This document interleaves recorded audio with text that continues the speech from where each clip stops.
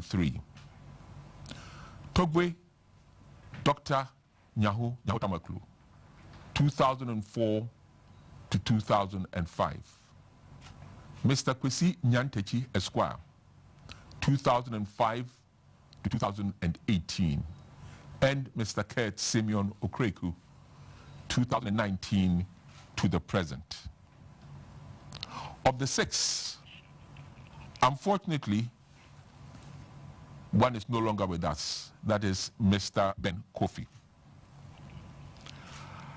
But on this day that we have been able to gather 5 remaining living chairmen, presidents of the Ghana Football Association during the Fourth Republic. Some have said, why do I use living? Because Mr. Iwanyamiche is not with us here, but he is very much alive and well. But his doesn't cover the Fourth Republic. Now, all these guys, I'm convinced, will confirm to you that despite the prestige it may have given or gave them during their tenure, it has always been one heck of a roller coaster, with success in one breath, followed by disaster the next. So following the recent poor performance of the Black Stars in the just ended African Nations Cup, the urge to get things right at all levels of football is of paramount importance. What better way than to have these 5 living heads of the GFA from 1993 to present in one room to look at the reasons and find solutions in that quandary where we have had 40 years and counting of hurt. In the studio this evening, I have Nana Sam Bru Butler. And I'm talking about people, and it's not in order of importance, but order of when they started. Then I have Alhaji Nurdin Jawula Lepura. I also have Mr. Kwesi Nyantechi Esquire in the studio. I have on Zoom Togbe Dr. Nyaho Tamaklu as well. Unfortunately, Mr. Kurt Okreku, who was supposed to have left yesterday to go to UAE on FIFA duties, the ticket was not organized well, and so the ticket meant he had to leave today instead of yesterday, so that we would have done this also via Zoom. So unfortunately, we don't have Kurt on the line. Now, a few things I need to spell out. No questions are off limit. And it will tell us whether it was, and in the case of the incumbent, that would have been Kurt, whether it was worthwhile giving up their privacy and reputation just to be the GFA boss. Areas to be discussed will include squad and team selection of players for the Black Stars and other national teams, choice of coaches to handle these national teams, the perceived, if it's not perceived, political interference in the choice of coaches or players to the national teams. And then the key question, should the GFA be totally autonomous? And if so, and it's weaned of the government, then who takes up the financial tab? Your views are always welcome on our social media platforms. WhatsApp is 0555 561 056. 0555 561 056. The Facebook wall, GTV Sports Plus, and the plus is the plus sign, not PLUS, the plus sign. And Twitter, @MyGTV Sports. However, and let me emphasize this, the questions and the comments must be clean. I reserve the right and authority not to read anyone that I feel is totally off. Okay, so I've done my intro. I've introduced my guest. So what are some of the things that necessitated us to try and get this program up and running? Simply put, the performance of the Black Stars was just a culmination of it, but it's been building up for a while. Why has Ghana football dipped? Let's take a look at this video.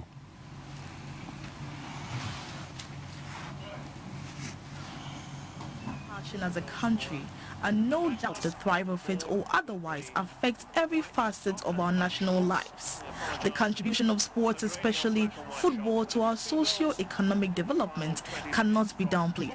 However, this great passion of ours has been bruised from the impacts and achievements made from the club's and national team's perspective on the international stage.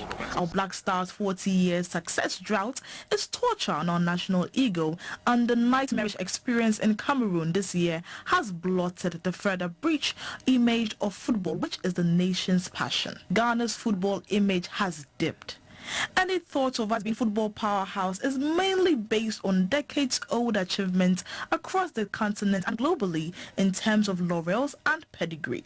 40 years without winning the AFCON title is a case in point. The fact of the dipped and sour taste of our passion, which is football, is mainly evident in these 14 points. The state of national team participations and winning on the bigger stages. 40 years without winning the AFCON title is a case in point. The 1963, 1965, 1978 and 1982 AFCON triumphs, the first country to do so in the tournament history, has now only become a reference point of disdain. Because the closest to our 4 trophies then were Egypt and the Democratic Republic of Congo, formerly Zaire, who had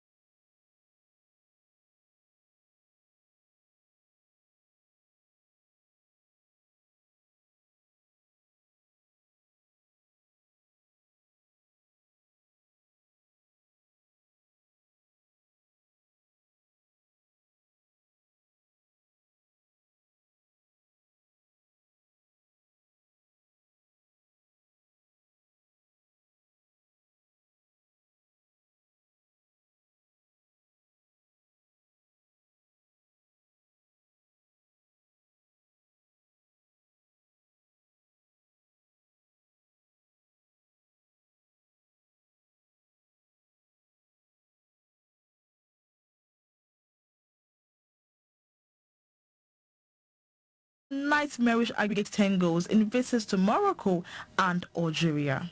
Ghana football has dipped. Player recruitment, nurture and selection by clubs and eventually international teams is another area we have left to only come back to haunt us.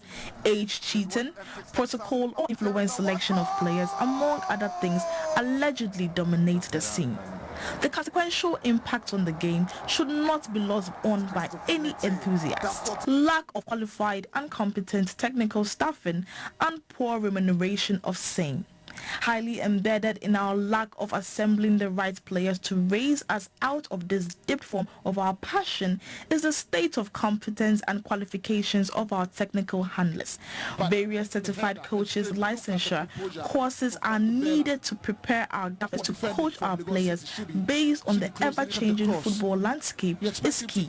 Compounding this problem is the ill treatment meted out to these already handicapped coaches, where they are not given the free hand to work or not motivated enough by fitting consistent wages. Local coaches' wages can be in arrears with rampancy, appointments and attrition rate of coaches, stability and consistency in the engagement of quality technical staff proves to be more result-oriented. The over 28 coaches handling our senior national team in the last 30 years is hugely linked to our nose-diving performance. Lack of sponsorship. After the sponsorship deals with the First Capital Plus Bank of $10 million in 2014-2015 season and Xylophone in 2017-2018 season, the GPL has been without a title sponsor apart from the broadcast sponsor who just plays the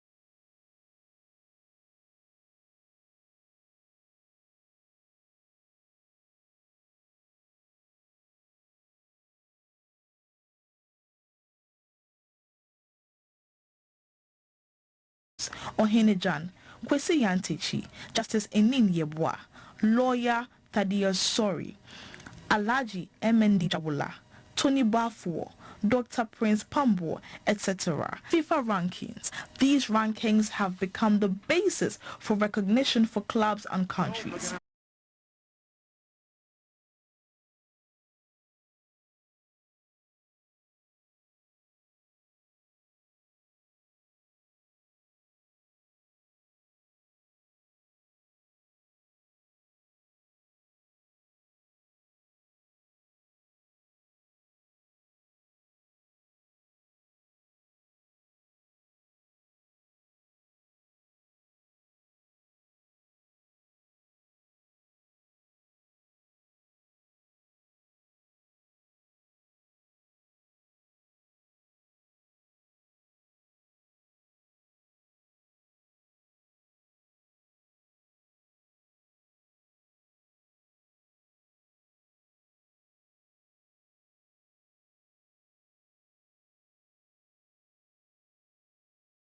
If the president called for the corporate Ghana at breakfast meetings to raise $25 million occasioned a national furore, while the football club Al Ahly's annual budget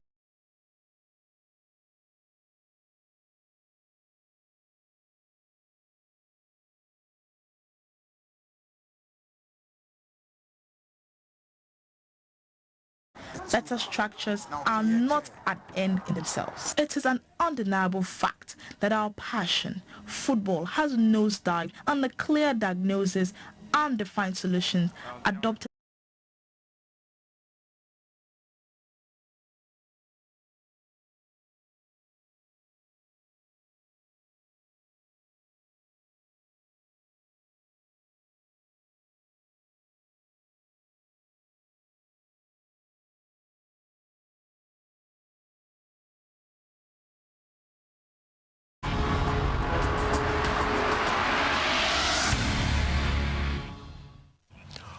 Okay, folks, so that's a little summary of some of the problems we face as a nation in trying to get back to winning trophies that we all love.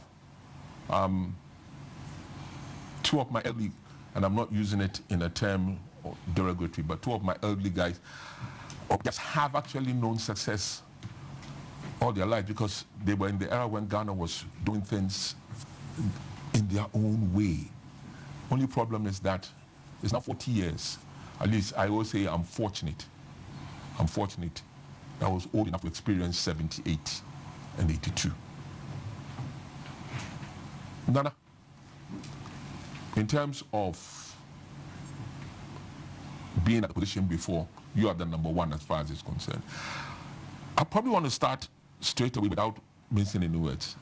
In running an association like the GFA, how are you able to, what's the word to say, keep all the interest groups happy? When I say interest group, then I'm talking about government, I'm talking about media, I'm talking about football family, I'm talking about clubs, I'm talking about referees.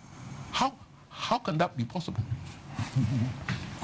Thank you very much, and good evening to all your viewers and the whole nation. This evening to talk about the passion of the nation.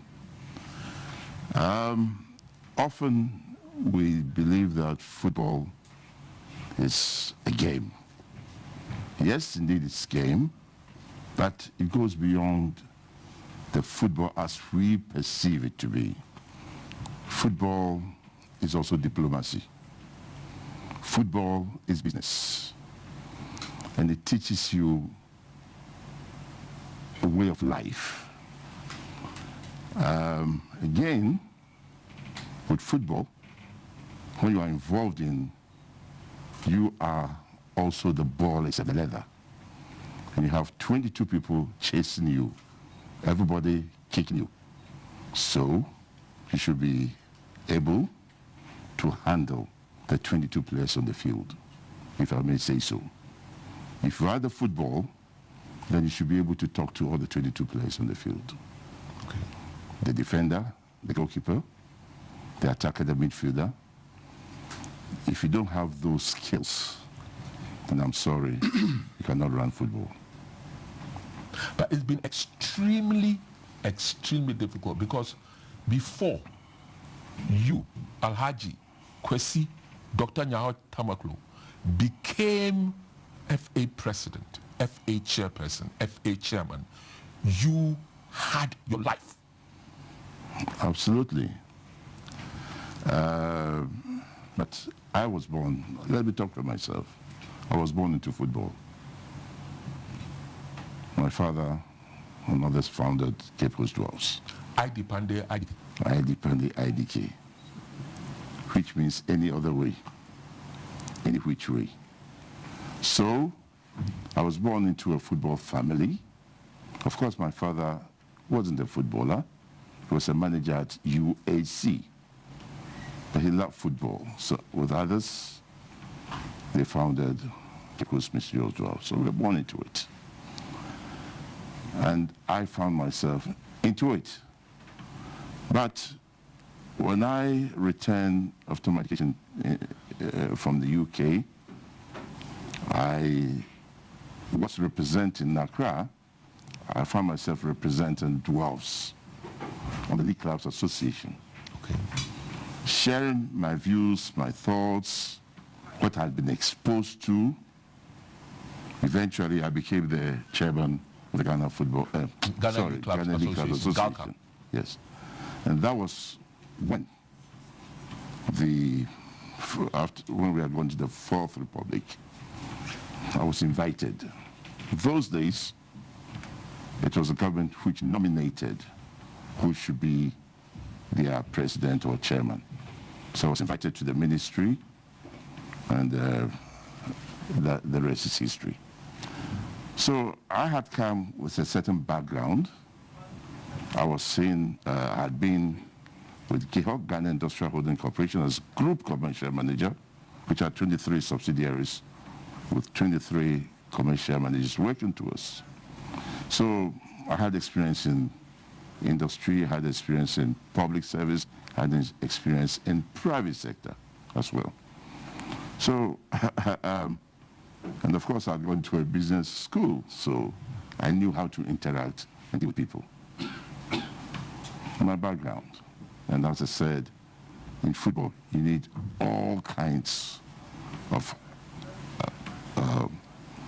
skills And as I mentioned earlier on, diplomacy.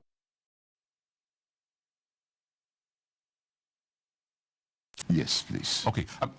Alhaji, you had the benefit of 4 years of, let me be careful with my words when it comes to Alhaji, because he's a Lepura. 4 years of understudying, as it were, before you took up from Nana.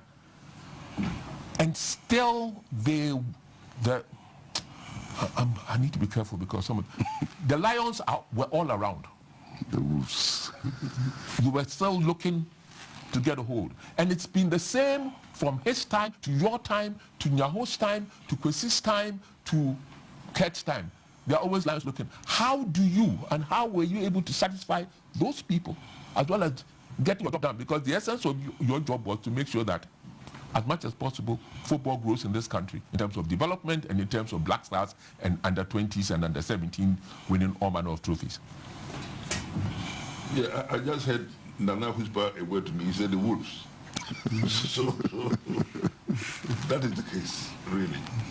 If you think you want to come into football to be a very great and popular person, you're going to waste your time. It is not going to happen. And in our time, beyond and up to now, whatever it is, I have looked at the situation. Even Kurt, who is very new, should know that the wolves are already preparing to take the seat from him. That is normal. Using your colleagues in the media, using other people, just the whole idea that you are like a leader wherever you go. Can you imagine Ghana going to Congo or going to Nigeria and everybody's looking for the president of the FA and it is you? You are the one everybody wants to talk to. You are the one the media want to talk to. So people who stay around and watch this and they say, oh, so why not me? Why Jaula? Why Butler? Why Kwesi? Why Kurt? It's normal. So it is good for us to understand that if we want to get forward, we need to understand it the way it's understood in Europe. Somebody is given a job and he stays on until his time comes and then he goes. Somebody is given a job by election, let him go through the election process, get his position, and then make it. But from day one, they will always have a problem because people have friends in high places, people have friends in the media, and they must knock your legs wherever you go. So it's like, as soon as you take the seat, then you have a standing opposition. So it is that you don't do well, you don't do well. But some of it is when you do well and you falter like we did in Cameroon, then it's a chance. All the hounds want to come and cut your legs into pieces and take over. So it's all the noise. For Nana Butler's time, yes. As soon as we came for a competition, Nana must go, Nana must go. Then I came on board. We come for a competition, it's no good. Jaula must go, Jaula must go. So you are expecting it in the front page of Daily Graphic, I'm sorry. And for that matter, many of the papers. It's normal. People just want to see you out very early for them to take the seat. I think it's only this year, to my surprise, I didn't see the headline, Kurt must go. I believe because he's your colleague journalist, so people reading the paper. It had nothing to do with that, I can assure you. I have on Zoom, Togwe, Dr. Nyaho Tamaklo. Now, for those who don't know him, I would like to stress that he is the man who, in 1986, out of the blue, just quotation marks, fired 25 established Hearts of Oak players and brought in a whole bunch of new players that they called musical youth. 4 years later, they were champions of Ghana. Doc, in your case, when you took over from Ben Kofi, how were you able to keep away the wolves and focus on doing your job?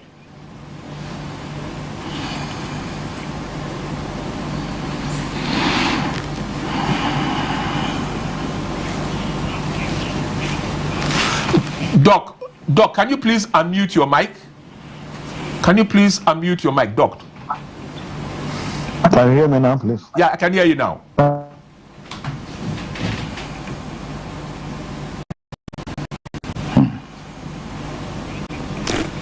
challenges. Okay, I'll get back to Dr. Nyautamako whilst we sort out that problem. Kwesi, you also like... You can hear me?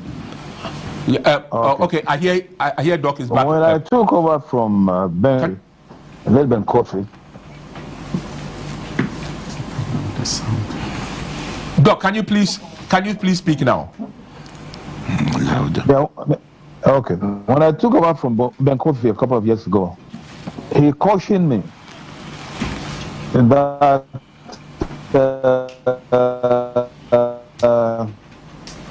where I'm going to make Tipit, and if I can handle that place, he will be extremely happy. So I remember asking him, why couldn't you clear that place yourself? And he laughed.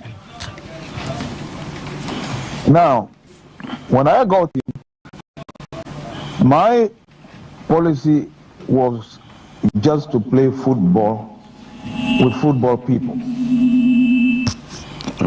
But within a short period, I realized the place is full of what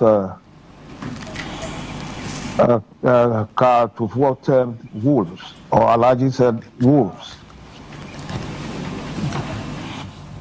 And these wolves were all over Europe. But I remember before President Kufuor appointed me to that position, he told me that where he's sending me is not an easy place, but he knows I can do it. Then I remember he said one interesting thing. He said, "Nyaho, don't go and play your old tricks." So I said, "Kofi, what old tricks are you talking about?" This was in Cape Coast, because by then we were having a party congress there. Then he laughed and said, "Don't go and favor Accra House of Folk." And I said, "Kofi, I promise you I will never behave that way. And I hope you will give me a free hand to run this particular outfit." And he promised me he will. And I must say, he have said it on various platforms. Kufuor never interfered with my work at the FA.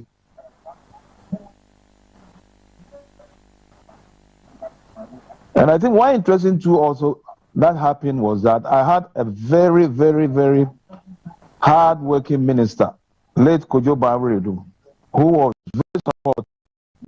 So I was discussing issues with him very openly because we were quite good friends. And also, late Okanti, who was a sports journalist, very good one. Unfortunately, he's passed on. So I told Okanti one day, this sort of appointing people to this position, I don't think is very good. That's why they don't stay there long. Why can't they be elected?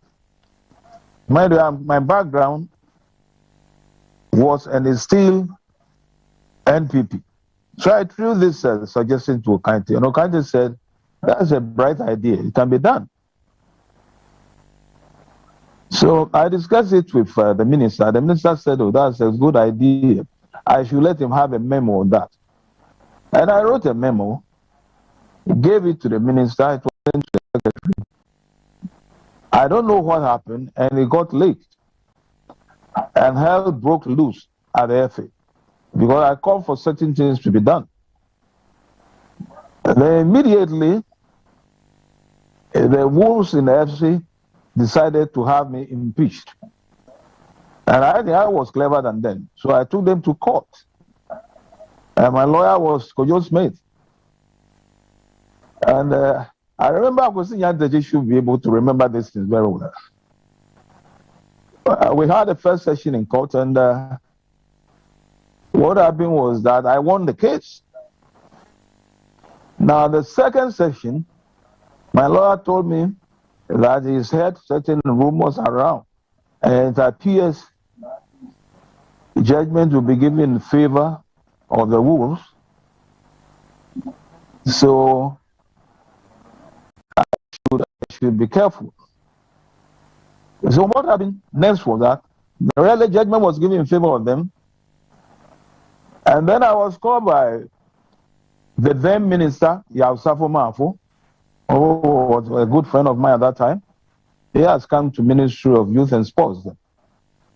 And I remember I told Yao called me, not just myself, Kwesi Nyantechi was there, Dr. Kofi Anwa was president, Fred Papo, I think these are the figures I can remember vividly. And I remember Yao Mafo told me, now it appears you have a problem with the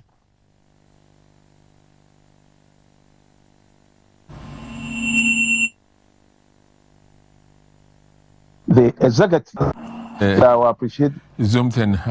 But he's back. Togwe, please, can you go on? You had a problem with Yao Osafo-Mafo? No. Or You know, I didn't really have a problem. I'm narrating something, so just listen. So, Yao called me, and then in front of these members of my committee, Kwesi, Kofi Anwa, and Fred Papo, he said he would suggest to me to step aside. I got mad with him, really mad with him. And I told him point blank, he didn't appoint me. He has no right to tell me to step aside. And what really got me annoyed was that I should step aside and then he will find where to put me. My God. I got up, banged his door, went into my clinic. I wrote a letter of resignation, gave it to my driver to send to them there. And about a week or two later, the letter was replied by Elizabeth Ohini, who was then a minister of state. So you can see that my fight there was not just an easy fight. But what is even more interesting about this issue was that after I have left the FA, later FIFA asked Kwesi Nyantechi and his group to go by the memo that I sent to the minister. And it was through that election started in the GFA, and it is continuing till today.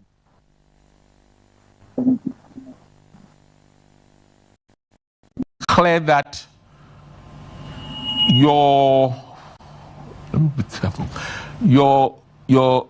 mental toughness forced you to hold the bull by the horns, and because, by your own words, President Kufuor had never interfered, you were not going to brook any form of interference from whichever sports minister was around. Is that the same, or is that what you think is the same that is pertaining now? That because the government is virtually, quote, financing the national teams, they would always have a say. I mean, it's not everybody. I wouldn't stand up to the minister because I really want to continue to enjoy my position.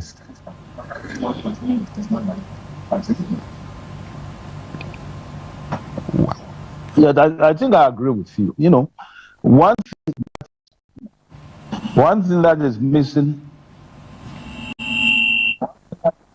in this country at the moment is that it's been there for a while, but it's now showing itself quite nakedly now. We don't have a culture of resignation in this country. If we had a culture of resignations, a lot of people, including top people in this country, should have left their seats by now. But there's no culture of resignation. And until we develop that, this country will get nowhere. Because people have no shame. And when you don't have a shame, you don't know how to pick a pen and resign. That's a problem.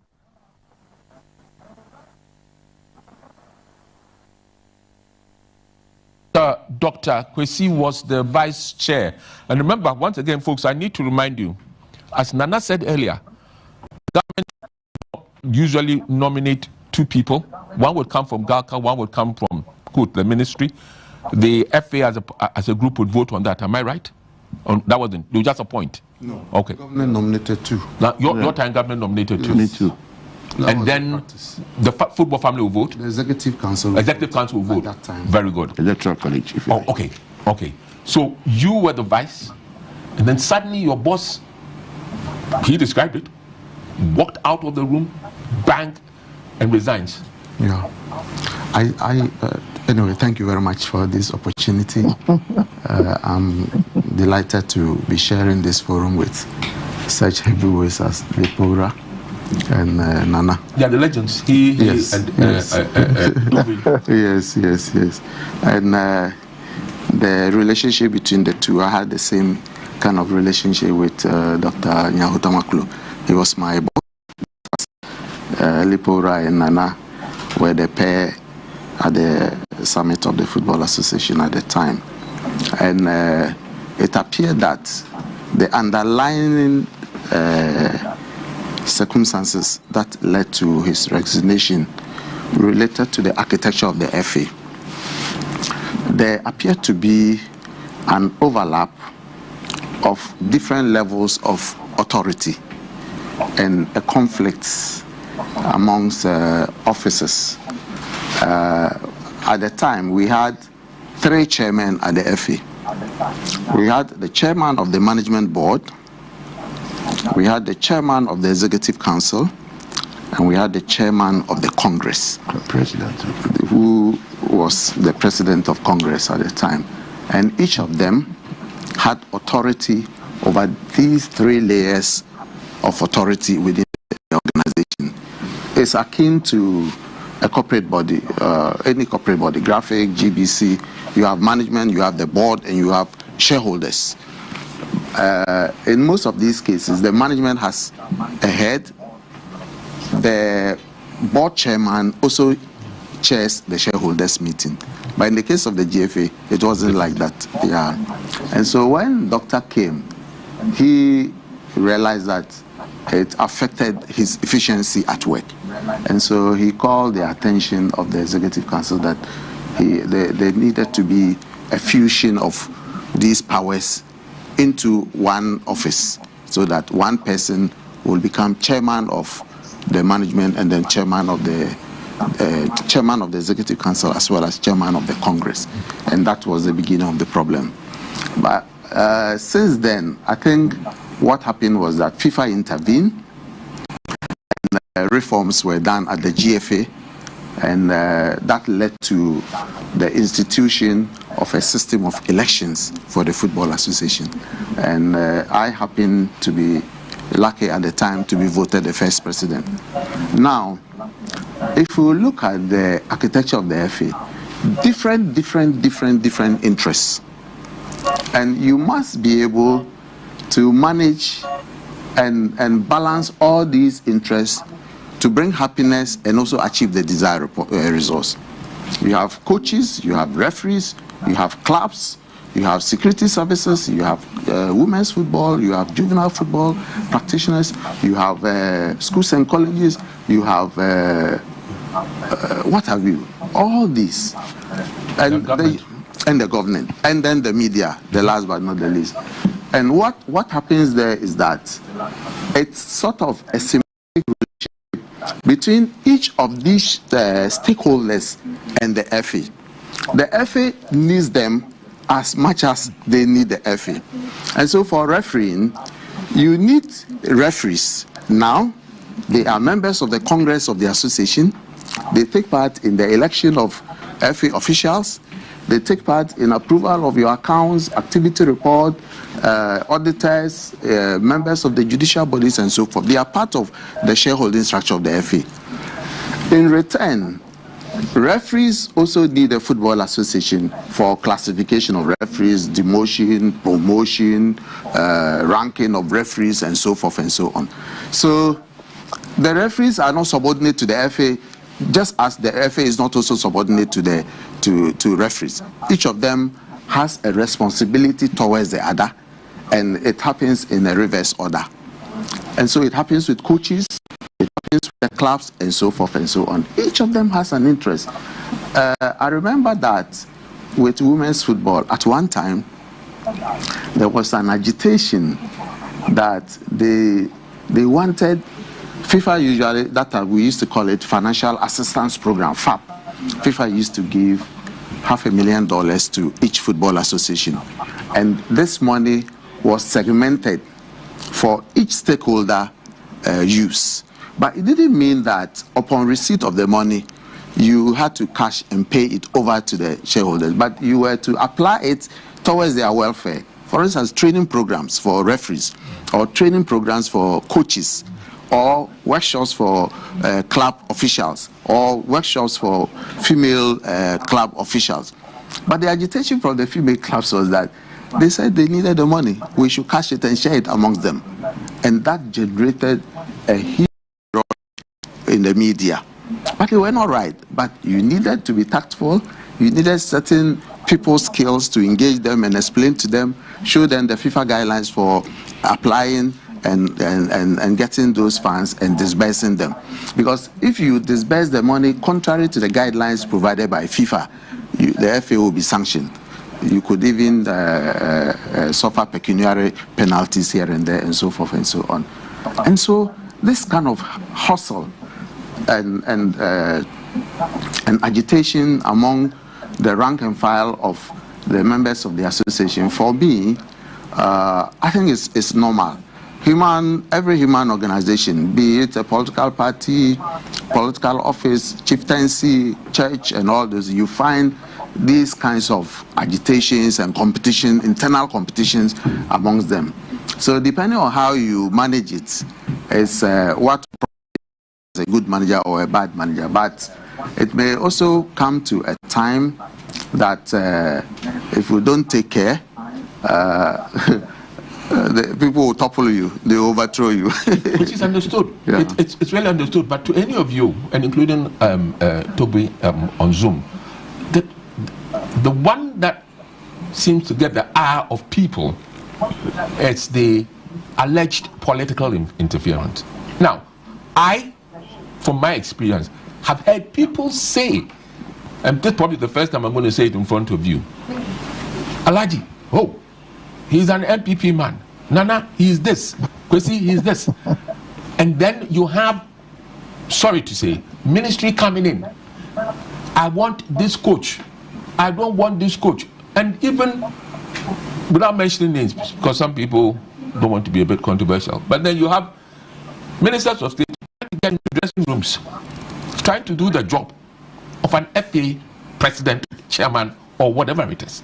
And this time a coach decides that men kind of fancy, we lock the door, men lock the door. It becomes a problem. How were you guys able to maneuver your way through? Because with Tobe, he's made it known. He stormed out. Because he lasted the longest, 13 years.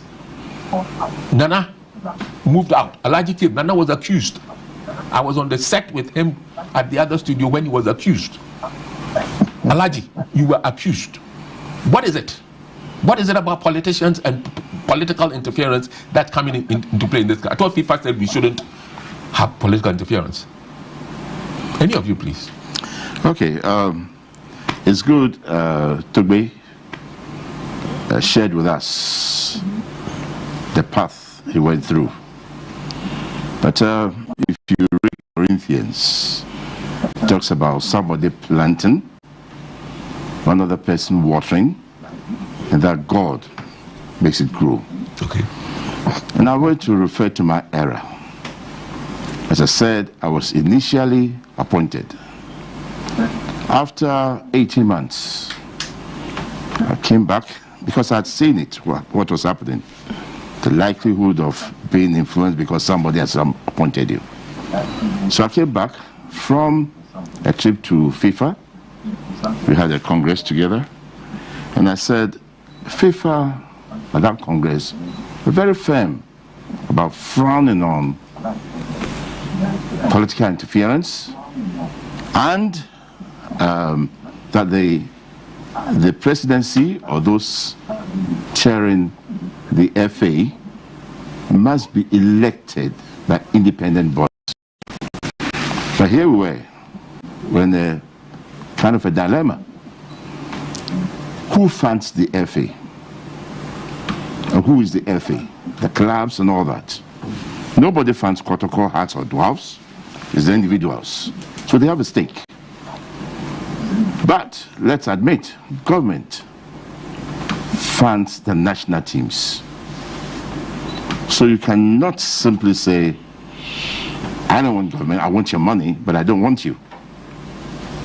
So I came back and I said, Mr. Minister, this is what FIFA is saying. Because you need to, they say small, small catch monkey. So I said, I want to submit myself to an election. At that time, Mr. Edu was the vice president, vice chairman. And against all advice, I insisted that I would submit myself to an election. So, in a small way, 2 people were nominated. That was me and him. And we had an election, which I won. So I was no longer perceived to have been imposed on anybody. It was an electoral college, we then did. So we moved slowly, planting, watering. But the radical, as Togo was, he took it to a step further. Okay. Took it a step further. And that's where we find ourselves today. But you can't have, we seem to have some independence. We seem to have some independence. But for as long as the government continues to fund our association, they will ask for accountability. But can the accountability not be in the form of, okay, you're giving me 100,000. Yeah. 20 cities went here. Here are the records. 50 cities went here. Here are the records. Rather than, you see, let me say something. This is the football way of doing things, and depends on your background and where you are coming from. I'm coming from the private sector. I have shareholders. The players, the players and all those bodies that Kwesi has alluded to, they are shareholders of that institution or company. And they have the AGM, what we call the Congress. And of course we have the executives, which is the management, which is responsible for the day-to-day running of the association. If you are the chairman of the board, unless you're an executive chairman, and that is what the presidency as we have now is, an executive chairman. Okay? And of course, people have the right to ask for it. I worked at GIHOC. GIHOC had such a similar structure. The shareholder, majority shareholder, for it was owned by the government, so majority shareholder government, they are appointed. Then, with some reforms that government wanted implemented, they went in for the late MC Hagen, who was at Unilever. Said, if you want me to help restructure GIHOC, I will come in with my terms, and I want to be an executive chairman. So, I mean, I'm trying to say that there are various ways of managing institutions. One of them is to give that executive power at the time, the era of Kwesi Nyantakyi and the rest. Or you can have the scaled one with a board, with a board chairman, who must be seen not to be interfering with the management's affairs, but share ideas. I chair a board, I speak to my CEO, but I do not interfere with his job, but I guide him. And that's the concept we should have ourselves. Yes, the shareholder in this case is government. Is government the majority shareholder, or is it a minority shareholder? Does it own supermajority or not? These are issues that still must be addressed. Because I think that even FIFA is say, get government involved. Have we really gotten them involved? To be part of the executive committee as a shareholder, which has an interest. So when you sit together and you take a decision, it is binding on them. It should be binding on them. But if you keep them away, then the interference will continue. But it becomes a bit of... I'll get to question. No, it's not, because you can have a majority, I mean, shareholders. Yes. Do we accept that government is a shareholder? If indeed we do admit, then they should be part of the board. And when the board takes a decision, it's binding. But if you keep them away, and I know I have shares, but you keep me away, then that interference is likely to be there. Let me get your successors' view on it, because I get worried about political view. I can understand if they say he who pays the piper calls the tune. Yeah, I'll join a bit from what Nana didn't say completely. Yes, Edu was his vice, and he turned into a wolf. So one day we went for a... Nana said, look, Alaji, I've taken a decision. I think I want you to take over from Edu. Because Edu then used to go to the castle, leak information, and just undermine the administration of football. So Nana fired his own vice, and I took over. I took over because there was to be an election between me and Professor Alabi, who on the day of the election said, oh, this is my former teacher at Tamasco. I don't think I want to contest him. And I took over. So the undermining started then. Now back to your question. Yes, it depends upon the minister at all times. We have some exceptional ministers that we can name, and some we don't want to name because we don't want to go controversial. I know of Mama Yarga and the current one, Mr. Mustafa. Many others, like Kojuba Wulidu and so on. And even Osofa Mafu that Tubu was talking about, when he came to the Ministry of Education, very exceptional. Because he came from finance, he knew how to find the money, and things worked very well like a loom. But I was not totally lucky. The man I started with as a minister eventually became my best friend and remains my friend today.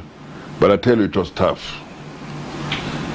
He said, these crocodiles. I don't, these crocodiles. And I laughed.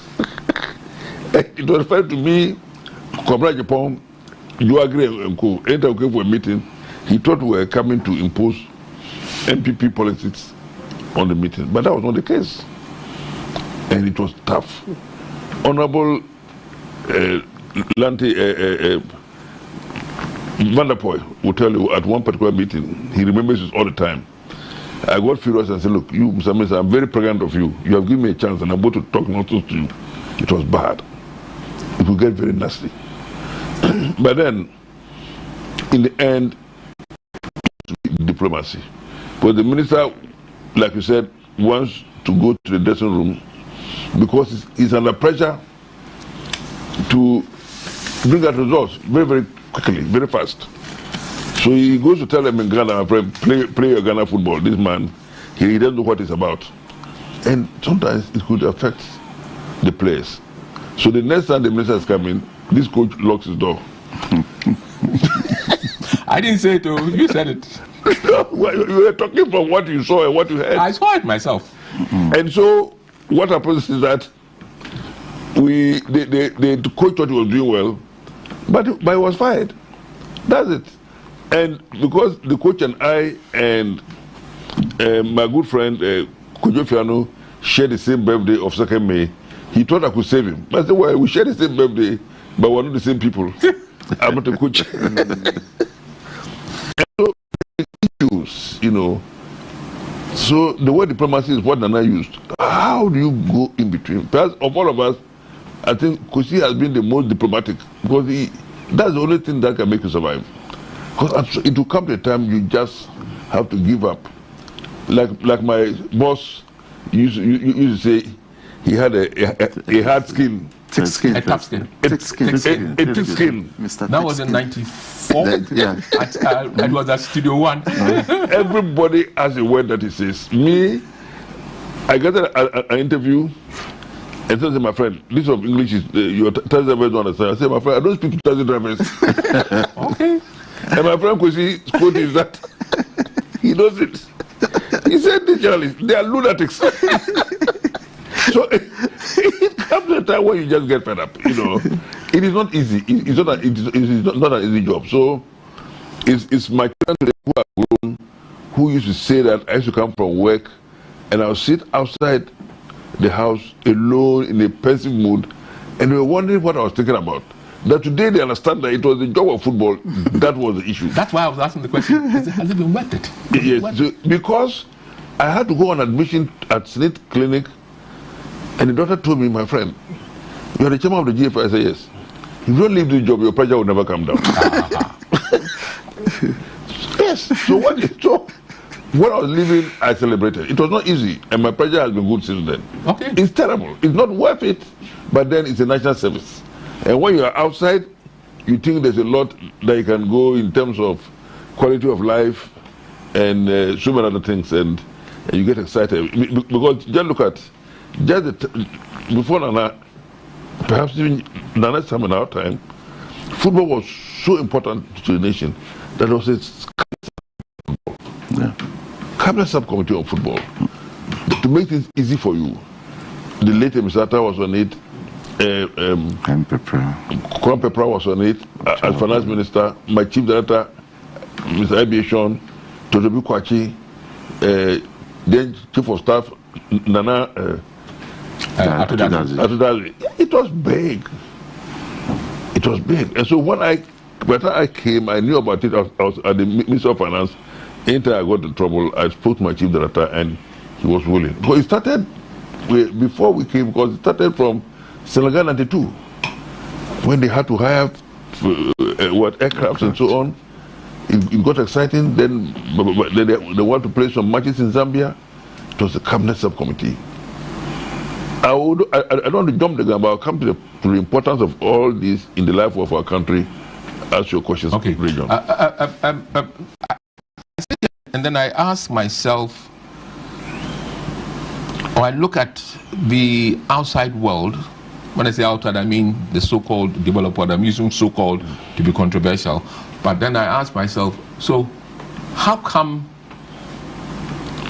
they get so much money that they can wean themselves off government? Maybe I can throw this to Togwe. They get so much money, they wean themselves, and so that you can have that independent mind that you in particular wanted, and that made you storm out in terms of the things that Osakuma may have said. I think, in quote, the developed nations, they have a better organized economy than we have in Africa. That's number one. If we have here, there will be no need at all for government involvement at all in football in this country.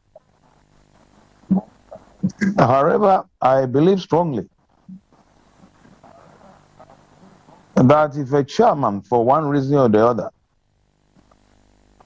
becomes a stumbling block as far as the FA is concerned, the only thing he can do is to take his pen and leave. Now, I'll give you a classic example, which is happening now. Now, after our abysmal performance at the last AFCON, we've come back home. We are thinking about getting qualified to the next World Cup. Now, we don't have a coach, a substantive coach. We are now looking for a coach. And all we hear is that government itself has brought in a coach, and the FA itself went out looking for a coach. I can assure you, if I were to be the FA chairman then, or now, let me make it now, I'll take my pen and resign, especially when a committee has been put in place without the knowledge of the chairman of the FA or the president of the FA. It is only through this that we shall learn how to really govern ourselves and be disciplined. But we keep quiet over such issues, it happens. So that is where the problem is. I mean, governments can come in Africa, government will keep on supporting football, but when they want to dictate to you, the president of the FA must be bold enough and call their bluff. That's all. That's the only way I look at it. The recent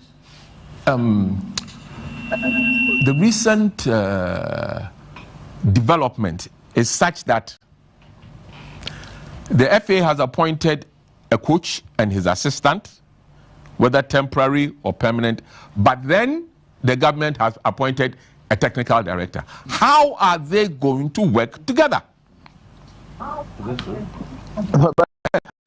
Or that is is interesting. It's not correct. So that's very interesting. I say so because, look, the FA appointed even Chris Hutton as the technical director. That's what is on the FA website. I have it here that it was, and we all know where it came from. We all know where it came from. That Chris was brought specifically in by certain people within the government. Yeah, I think these are assumptions. The truth of the matter is that perhaps some people in government must have had an interest. That is true. I like it's not assumptions. I'm telling you. But at the end of the day, the FA I think made appointments, and that is what we should take as the official position. Where their hand not twisted, because everybody's hand can be twisted. They said if you take this guy, you pay him. I say apart from football, in everything that we do, hands are always twisted. But we accept what we are told. As the position. Okay, I'll accept it, but I have serious reservations about it. You surprisingly are now becoming the calming influence here. So can I ask a question? Yes, please. If indeed what you are saying is the truth, touch wood, and this team fails, who takes the responsibility? That is what I was driving home. That's what I'm going to drive home. That was the question I wanted to find out. Because if everybody's putting their hand in the pudding, then who the heck takes the blame if it doesn't work? All right. I hear Doc wants to say something. Toby, please. Let me come Go ahead. Here. Based on the question my brother just asked. And that is what is going to leak. Mark my words. Because here you have a situation where you can't tell who is really in charge. Government brings in a coach. Chris Hutton is a coach. Then later he's turned into advisor. Now, this gentleman can advise Otto Addo, and Otto Addo can refuse to accept his advice or take it. Now, let me tell you that a similar thing happened when I was at the FA, and I think Kwesi can bear me out. Barreto left us unceremoniously. And what happened was that we happened to quickly organize and get a stopgap coach, in the person of Ade. May he rest in peace. Ade was so blunt, he told me point blank in my office that he can only hold a position for one match. And then when the match with Congo or a country I can't really remember now. All right. I remember after the match, they left. Then we quickly put in place. That's why these are some of the credits I give to Kusin Yantechi. Now, he quickly advised me, and we advertised for the position of the FA coach. We had numerous, what do you call it, people all across the globe. Finally, we fell on Dukovic. And thank God, Dukovic was the first ever coach who qualified us for the World Cup in our history. So it depends a lot on the team, and it depends a lot on the person in the seat.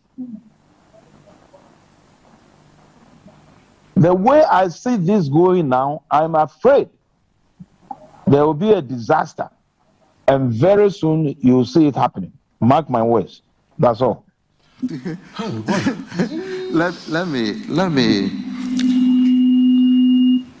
Let me put this whole discussion on interference into a certain historical context. Prior to 2005, the FA chairman, who are now called presidents, were appointed by government. The executive council at the time, who voted to elect the FA chairman, was a 36-member body with governing appointees, about 10 or 12 of them. A lot of people came from the Ministry of Youth and Sports. Now, following reforms in 2005, FIFA made a specific request that members of the executive committee, and at that time even members of Congress who represented government, should be taken off. We on the FA were ourselves dissatisfied with that position and wanted government to have one form of representation or the other on the Executive Council and Congress. But FIFA, communicating through their General Secretary, as he then was, one Jerome Champagne, was very categorical that they would not accept it. They saw it as a form of interference. So a high-power delegation involving government representatives, led by the then Deputy Minister of Sports, Honorable Obiamwa, and then a Professor of Law, Professor Kofi Kumado, and myself, we went to FIFA headquarters in Zurich to engage FIFA and persuade FIFA to accept at least the National Sports Council as a representative of government. But FIFA will not budge. So that led to the promulgation of the current statutes in which the government or its representative has no representation on the Executive Council and Congress. Now, following that, FIFA came up with a model suggestion that in order to ensure that there is lasting peace between the Football Association and government, they proposed what they call a cooperation agreement that should, using Ghana as a model, that will be used to resolve similar situations across the globe. And so they advised that the Federation should sign a cooperation agreement with its government. Now, as my seniors rightly said, this is the breeding ground for the interference. And as much as governments do not see a direct role that they play in the management of FAs, a lot of them cannot take it, and so they end up stepping beyond their bounds. But it is also important for us to note that much as the government needs the Football Association, so does the Football Association also need government. Without government, you cannot fund national teams. And if we look across, especially in Africa, most sports ministries go with youth, especially in Francophone Africa. They are all called youth and sports, youth and sports. I believe there is some political capital between youth and sports, which politicians will exploit on. And so when they put a lot of money in football, they will not sit aloof and look at it spent without their involvement. But I believe that the principle of cooperation that FIFA has advocated and has seen it implemented in many, many third world countries is that governments should play their roles, and then the Football Association also play their roles. In local parlance, Obiandi Nilemo. In all over the world, and in Africa in particular, governments are in charge of infrastructure. Almost 95% of football infrastructure in Africa, maybe apart from South Africa and a few places in North Africa, are owned by government. In our particular case, about 99% of sporting facilities are owned by the government. Now, if we want to organize a competition here, immigration issues are all organized, handled by government. Security is government. So football will not thrive outside the realm of government. And so it is always important that there is a good relationship between government and the Football Association. I've had a benefit of working with many ministers. Alaji, you mentioned some of them. Wonderful personalities. I think that it boils down most of the time to the personality traits of the individuals in office.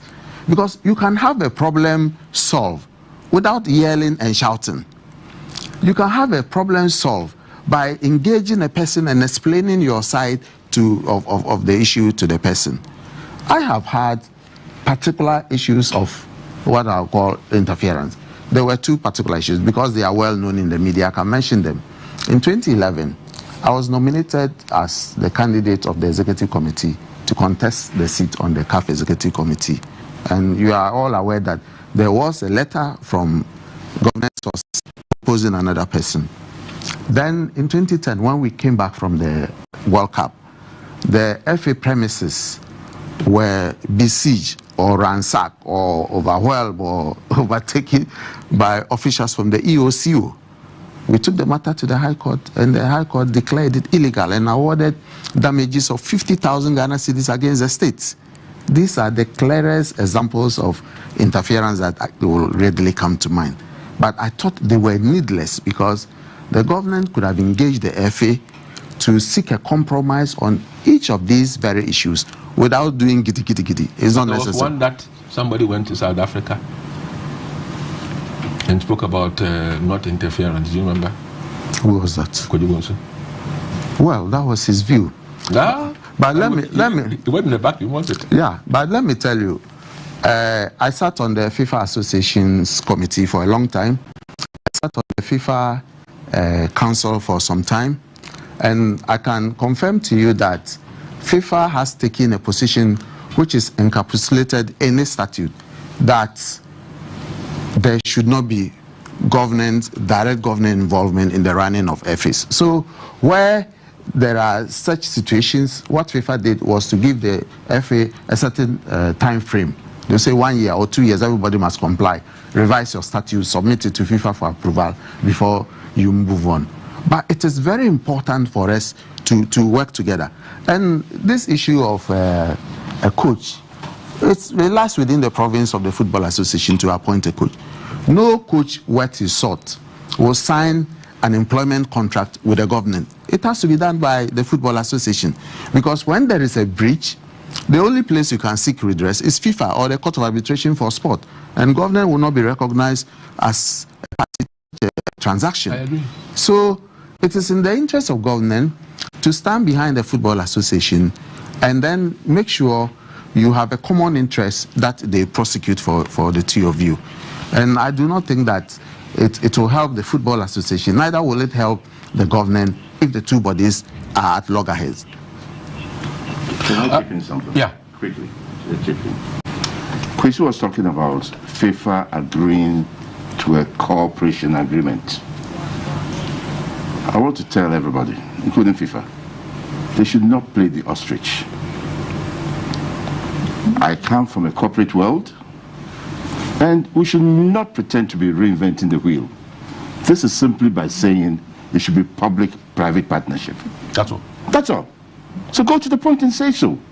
Cooperation with who? Cooperating with who? It's a private-public partnership. And it's there. The model is there. Don't play ostrich. Go to it, because the problems will continue. Here we are sitting, hearing from other sources. I didn't know. I assumed the 4 men, very capable, come together to run, to save our nation. But I'm hearing now that, oh, this one was appointed by another institution, that by... So, and why? Because they also have an interest. So formalize it. Formalize it. Okay. Let me dovetail this into what transpired not too long ago. Just, what, 3 weeks ago maximum. Here we have a situation where the national team, which sincerely put, many Ghanaians would forgive any FA president if football at club level wasn't working, but the national team was winning. Let me put it that way.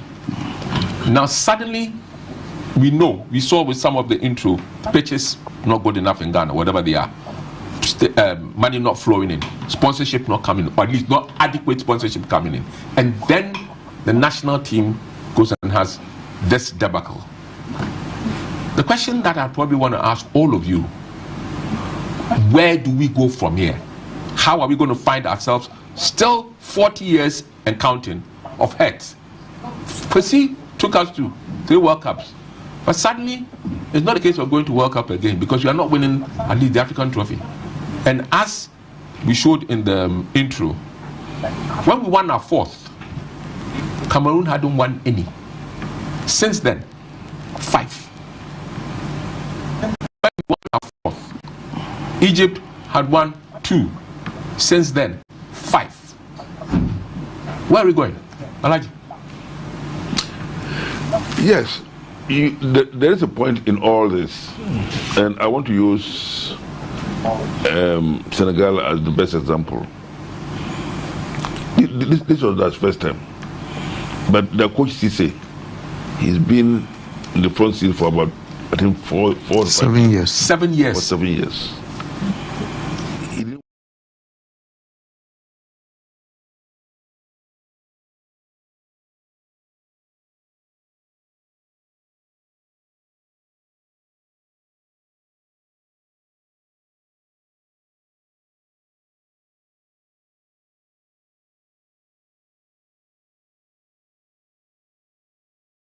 From us, when the FA in a hurry will say, oh, we're going for this competition, the worst is that we'll go to the finals and people's hopes are raised. So when we go and they are dashed, the social media would not take it lightly. So when we appoint coaches and they have a contract, let's try and follow the contract. All of us have made these errors before. I remember when I was president and I was vice, we went for a tournament, I believe, with the great Agrifin. 94, Tunisia 94. It didn't go well. And we went for a meeting, we were all very angry. And we said, we're going to fire this coach today. He's not good. So the coach comes in to give his report, and we fired him on the spot. He went out to take his car, and he was stopped at the main gate. It was that bad. So he came back to the room, and let me quote my poor fancy. He said, "Hey, Nana, you got a ball, and you now who both me." I felt so bad because Agrifin was a hero. He is a hero. Yeah. You know, in our days, the captain and so many things that he did. But here it was. I felt so bad for him. But that has been the error. And I don't think we have overcome it. And I know throughout the competition in Cameroon, I kept going to the media to plead with Ghanaians for patience. People thought it was too much. Why do I do all that? Is it my business? I've left the FA. But yes, for Ghanaians, we have to understand that the system has changed. We played against Comoros without knowing Comoros. We played against Gabon without knowing Gabon. I remember World Cup against Gabon, it was a problem. We went to the country, we thought this would be easy, they beat us. 1998? Yes. 97 to 98. And Comoros, we went to their country. And drew with them. And drew 0-0. Ghanaians forgot that one. Yeah. In fact, they scored a goal that was disallowed. Yes, I remember. They came here, we struggled for a 2-0. People forgot all that.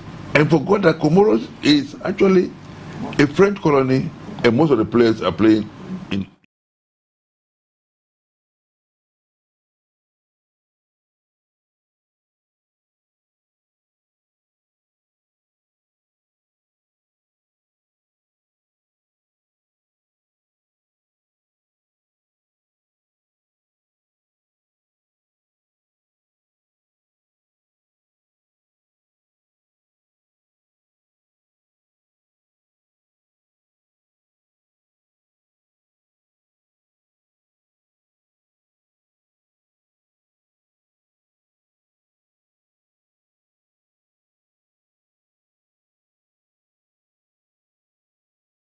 Were the same way, what they call the Panenkache. And nobody in the technical team had the courtesy to tell Richard Kinson. Well, we had learned something this year. We had learned something with the Egypt match, where Salah was actively speaking to Gabiski and telling him where he should take, and he took every step. He moved every way the right way. But we also did not know, for some of us, that the goalkeeper on the other side, from Mendy, from Senegal, Mendy, was the best goalkeeper even in Europe. We didn't know this. So we're just assuming that these injuries are good, but there's more to it in football with research. And let me say, the media, you must go to the internet and bring information out for Ghanaians to understand better what is happening. We have done that, but my worry is that the one who the goalkeeper, the player will have the direct link with, not the media, should also have done adequate research, and we don't seem to do it. And it leads to all these kind of heartbreaks. People are totally shattered. Okay, it brings me to the issue of selection of players. It's a very sensitive and it's a very controversial issue, but it brings me to the selection of players. That's one, or should one, the FA, or individuals in the FA, or the government have a say in who goes in? Because with all due respect, my own friend Kurt, it blew my mind. I thought that was a PR disaster. It blew my mind that the times when coaches were picking players is no more. That becomes very, very difficult to understand. I don't know if any of you want to take it, or if Togbe himself will take it up. I'm comfortable. Nana? Yeah, well, a coach comes in with his philosophy, how he wants a team to play. And that based on the players he has, but he comes with his own philosophy. Therefore, it will be inappropriate for anyone outside to seem to select a player for the coach. I never did, but I asked questions. Why Carl? And why not Christine Antichi? Why, because we all have we are able to appreciate players, but it's not my job.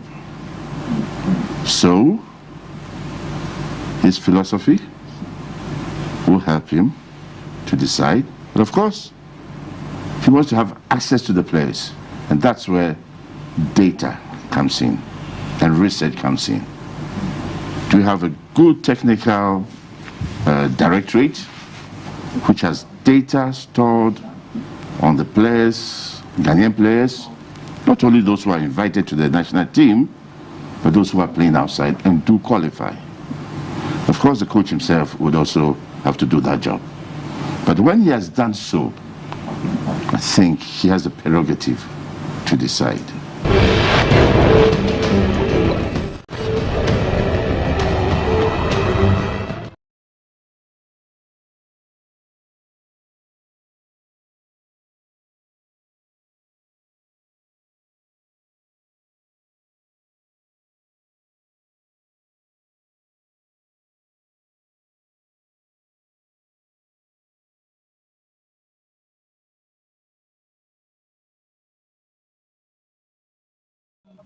and then 2, when I say selection, I mean for the squad, and then 2, the coaches who were going to run the team, as it were?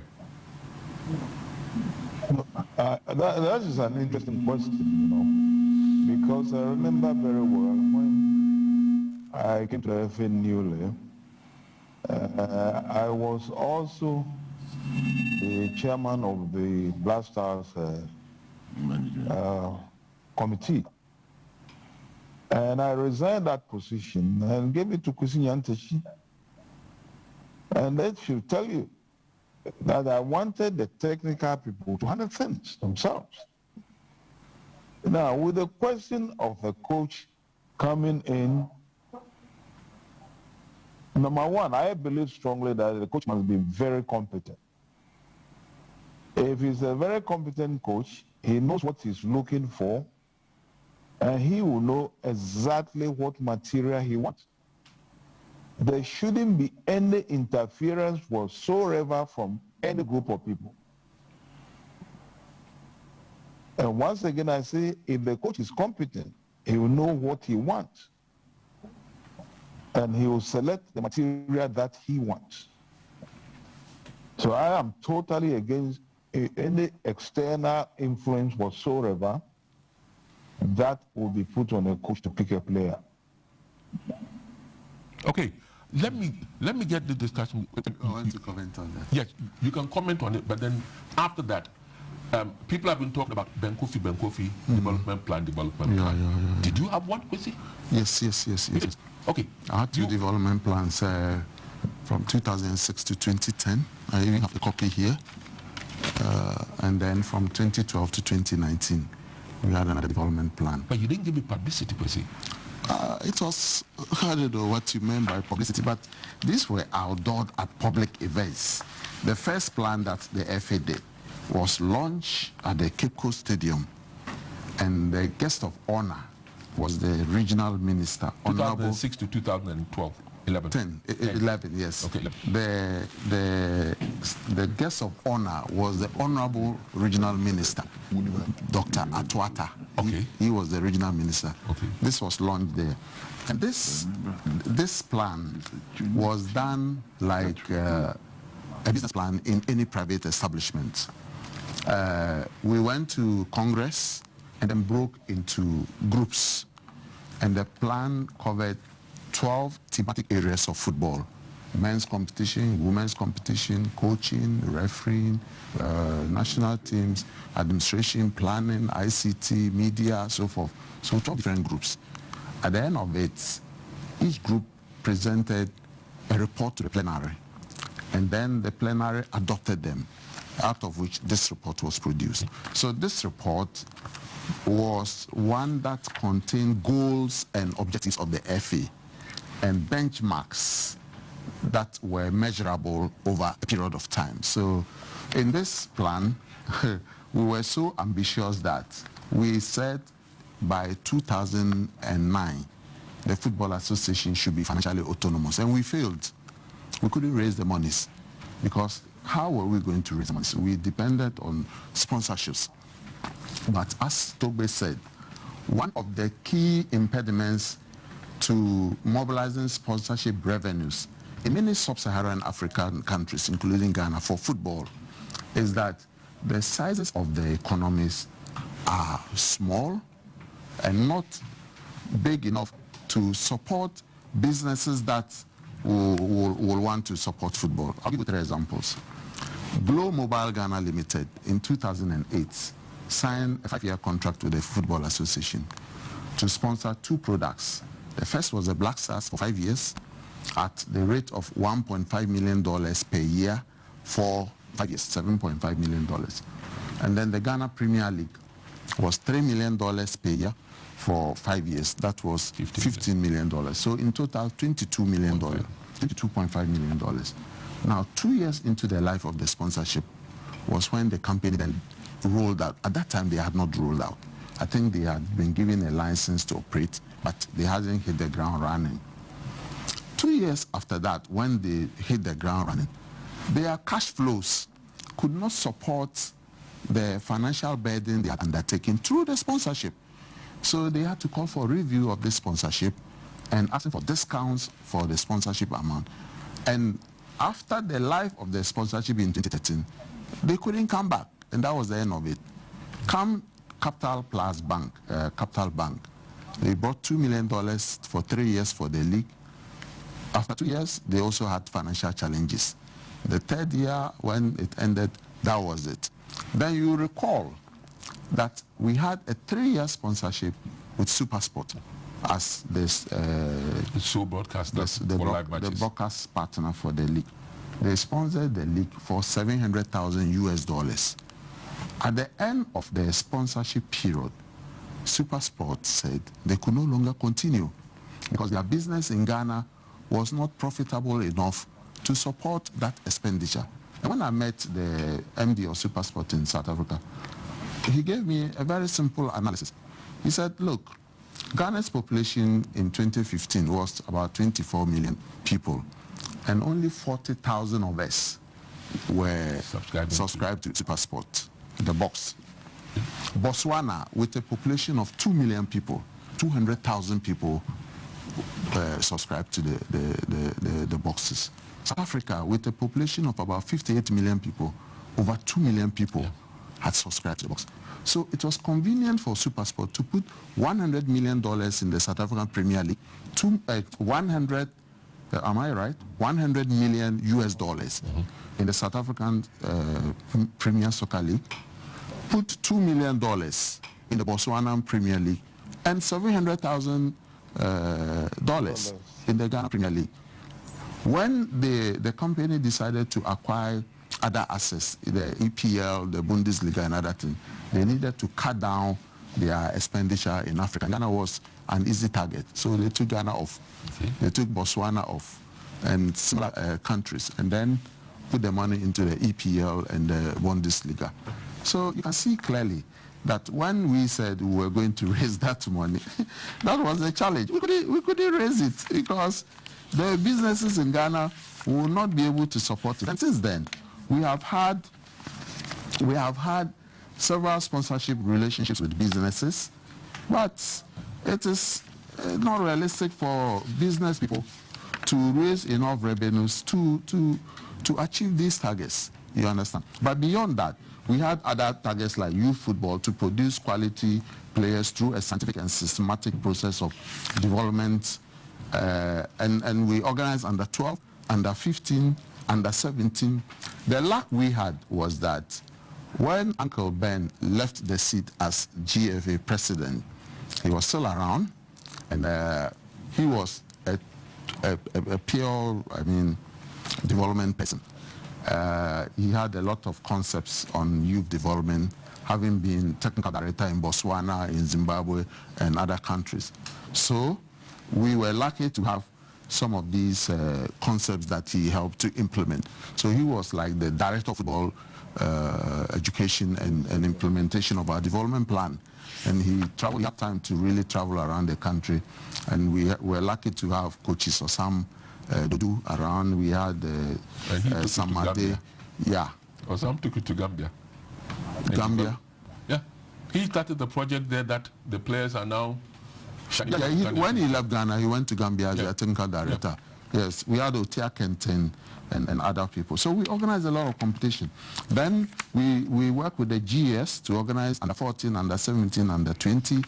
And then when you came to men's competition, our objective was to raise the level of sponsorship in the league and seek sponsorship for Division 1, professionalize the league. And so we got 3 million from Glo. We got Baltic as a sponsor. We also organized we had Polytank.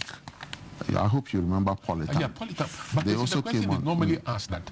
How realistic were these objectives? Because it's good having an action plan. Yes. We do this, we do this. And they were all time bound. Their time within which understood. But people ask, was there enough research done? Because if you're going to walk to, let's say, Nana and his team, and he's still providing power and supplementing the Ghana's power production here, for them to put in, quote, that $3 million, they'll probably be asking, What are the returns for? What will they get in return? Of course. And it's a fact, because sponsorship is not philanthropy. Nobody puts money into a project as a sponsor and goes to sleep expecting that nothing will be done. They expect publicity. Yes. They have some obligations that they transfer to you to discharge. In football, for the league, for instance, adverts during games, television. Maybe you have to wear the logo of the sponsor. The logo of the sponsor is always put on the shoulder. The front of the jersey is reserved for the club sponsor and so forth. Well, these are standard benefits that you offer. These days, it's gone beyond that, Kwesi. It's here, it's here, it's here, it's here. Yes. And sometimes even down there, just before the base. And even the shores, yes. The shores, yes, it's done. In addition to that, other media outlets within the FA, if you have a newspaper or a website or a TV station, you offer benefits to your sponsor. And at every media opportunity, there must be a mention of the sponsor. So as you said, we did a research. I remember Mr. Brapia when he was chairman of the league. We did a research to value the league and also look at all these things, the benefits that were being offered. So you realize that even if you quantify the benefits sometimes, it was twofold in excess of the sponsorship amount. Yet it wasn't easy to get sponsors to come on board, because if somebody is putting 10,000 cedis in the league, he thinks that he could equally get 10 radio stations to give him a mention with 5,000 cedis. And so he has to weigh the cost and benefit per each option and decide where to go. But that is the only way an FA can become financially autonomous or financially independent. The biggest source of funding is sponsorship. You have other sources of funding like gate fee, which has dwindled over the years, international transfer. Each international transfer gives the FA 10% of the gross proceeds. It has also gone down because our players don't go out as they used to. We go to South Africa. At the time I was at the FA, SAFA had 20 sponsors. 20 sponsors, including Mercedes. Can I be a bit brewery companies and ask, did you engage free-to-air TV? Yes. I will not mention the station, but ask Natlai. We engaged free-to-air. And some of the proposals that came from free-to-air were not cash to the clubs. It was airtime to the clubs. Clubs do not have the expertise to convert airtime into cash. You are the experts. You are into marketing. You are TV experts. If you give airtime to RTU or DWAPs, with all due respect, what will they do with airtime to generate money? They don't have the expertise. You take your airtime, give us the money. Clubs need money to pay salaries. They need money to buy equipment for teams. They need money to pay medical bills of players. And so that was a contradiction, and it didn't work. We have had this airtime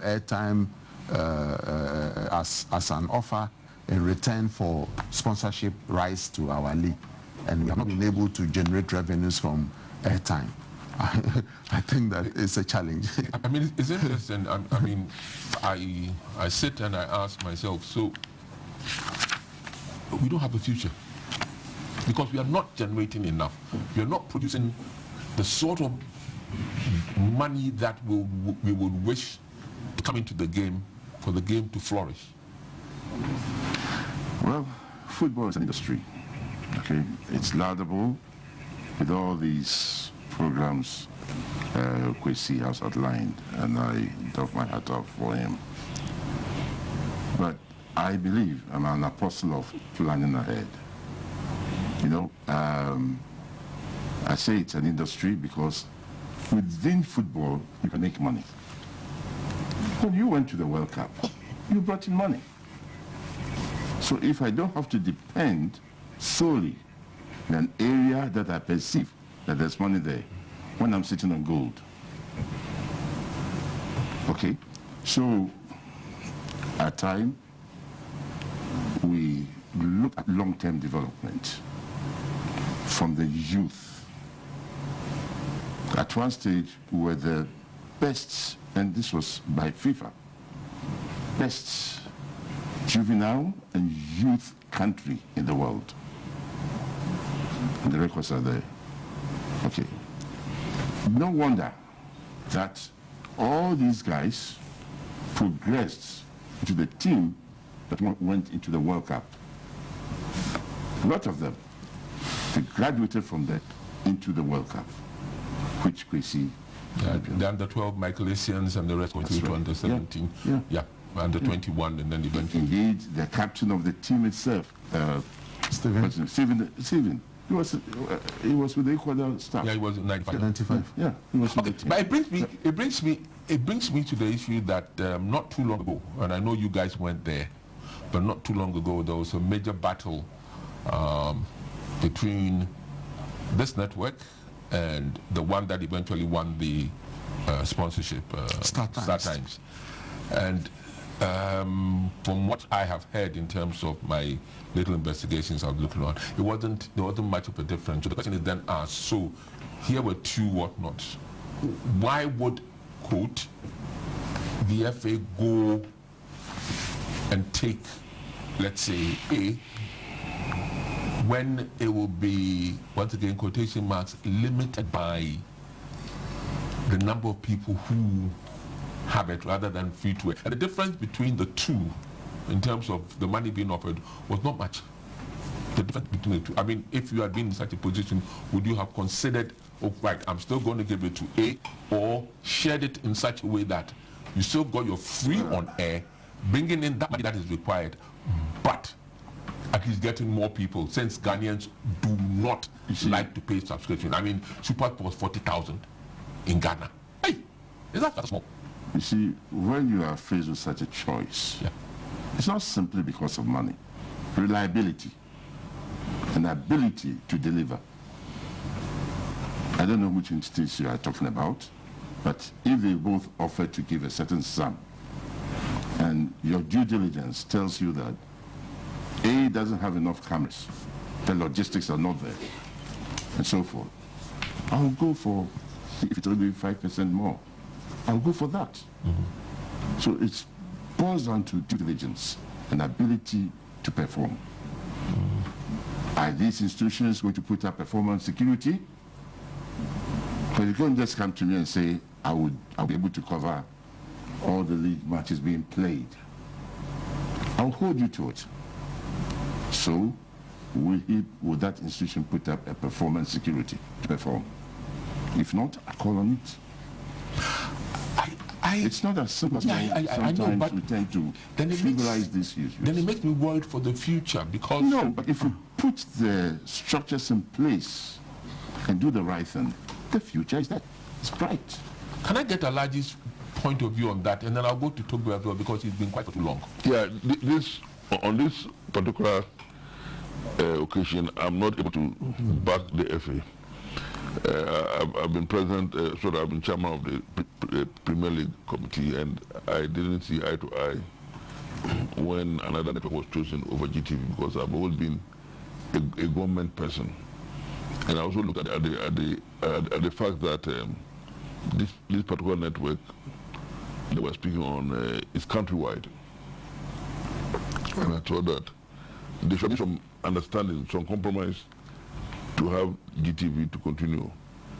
So I believe that when it comes to review the contract, heads will be cool for us to get that, and particularly now that we have a great man, Mr. Lomote, at the helm of affairs. With you? No, I'm not. With GTV? Mr. Lomote, GTV. It was GTV. This is Star Times. Oh, I see. Okay. So Star Times. Okay. So definitely I will err on the side of GTV any day because they have what it takes. There's no doubt about it, and I'm sure heads were not very cool at the time because I know. Privately, I tried to raise this matter up, but I didn't get the support. But I suppose that when things are open up next time, people will really go in for it because the assumption was that GTV are taking things for granted. They were laid back and expecting that it will be given to them and so well, so that people want to show where power lies. Great. Togbe, I'm sure you've been monitoring in terms of sponsorship coming into the game for it to make to get the quotation mark, to get the development going, because I begin to worry about the future of this country if we don't have adequate sponsorship for our football.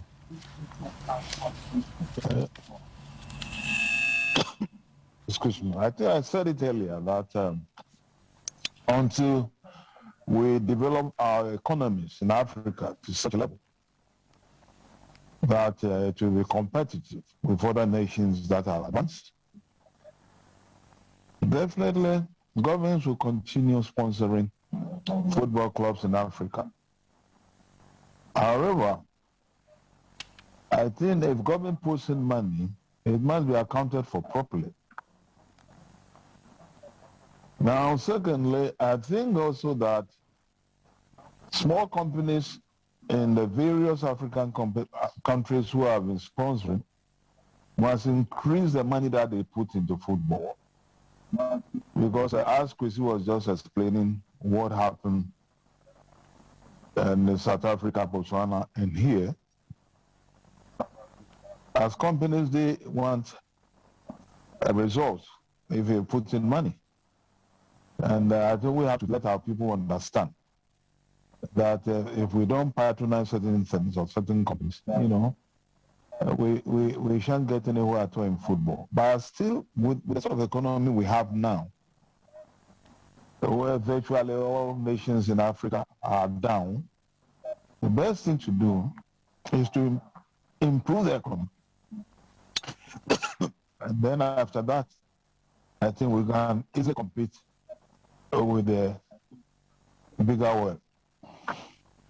Togbi, then does it mean that until the economy improves, we should still be wallowing in the mud, as it were? No, but that's why I always say a lot depends on the government in power. Now, when I was a kid and Kwame Nkrumah put in place rare Republicans, he had an objective. And rare Republicans were specially trained and formed the nucleus of the Black Stars. And on Nkrumah, we won 2 AFCONs. Because Nkrumah put in a lot of money.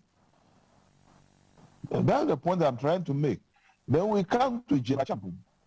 Our 3rd AFCON was won under General Champon. Champon put a lot of money. In fact, he even established a special sports directorate headed by a soldier. I think St. Tim something. I've forgotten that St. Tim Missa or something. That's long ago. Now, the 3rd one that we won was under Rawlings. You see, Rawlings then has not really stayed in power for a long time, but the work has been done by the previous government. So I think what we have to do is that governments, if they want really to get good results, to bring money into the FA, but keep away from the FA so that the FA can be run by the people who have been appointed to run the FA. That's all that I was saying. Okay, yeah, please. Yeah. Let me just make a small, what I call it, an addendum to the FA government relationship. That money spent by the government are not paid into the accounts of the FA. The government spends them through their own agencies. Yes. Yes. Okay. The monies they spend, when, for instance, Black Stars is traveling to Qatar for a training tour, the Ministry of Defense buys the tickets and pays the travel and tour direct, pays for hotel direct, pays per diem to players direct. Nothing goes through the FA account. Okay. And so the issue of accountability is very easy to address, because you carry your purse holder with the team, and then he disburses the money, takes receipts. Even water that is bought for the team, they take the receipt and then go and account for it. Now, I want to assuage your fears that it may be out of place. it is maybe out of place to give up, to give up, throw your hands into the air in despair and say, we don't have a future. I don't agree that that is the case, just because we are not able to raise enough sponsorship monies to take care of. Sponsorship is not the only way that football should be financed in this country. I believe that football should be considered as a social service. The role that football plays for this country deserves a pride of place in the arrangement of our prioritized needs in the country. Why am I saying that? When the nation, the Black Stars, participates in the African Cup of Nations, the eyeballs that it attracts gives the country more publicity than what the state agencies responsible for tourism and foreign affairs probably have done for the country. The just ended African Cup of Nations attracted over 300 million people across the globe who watch it. And the World Cup attracts over 600 million people across the globe. When you watch the American Super Bowl, a 30-minute advert attracts a fee of, I say 30-second advert attracts a fee of $5.5 million US.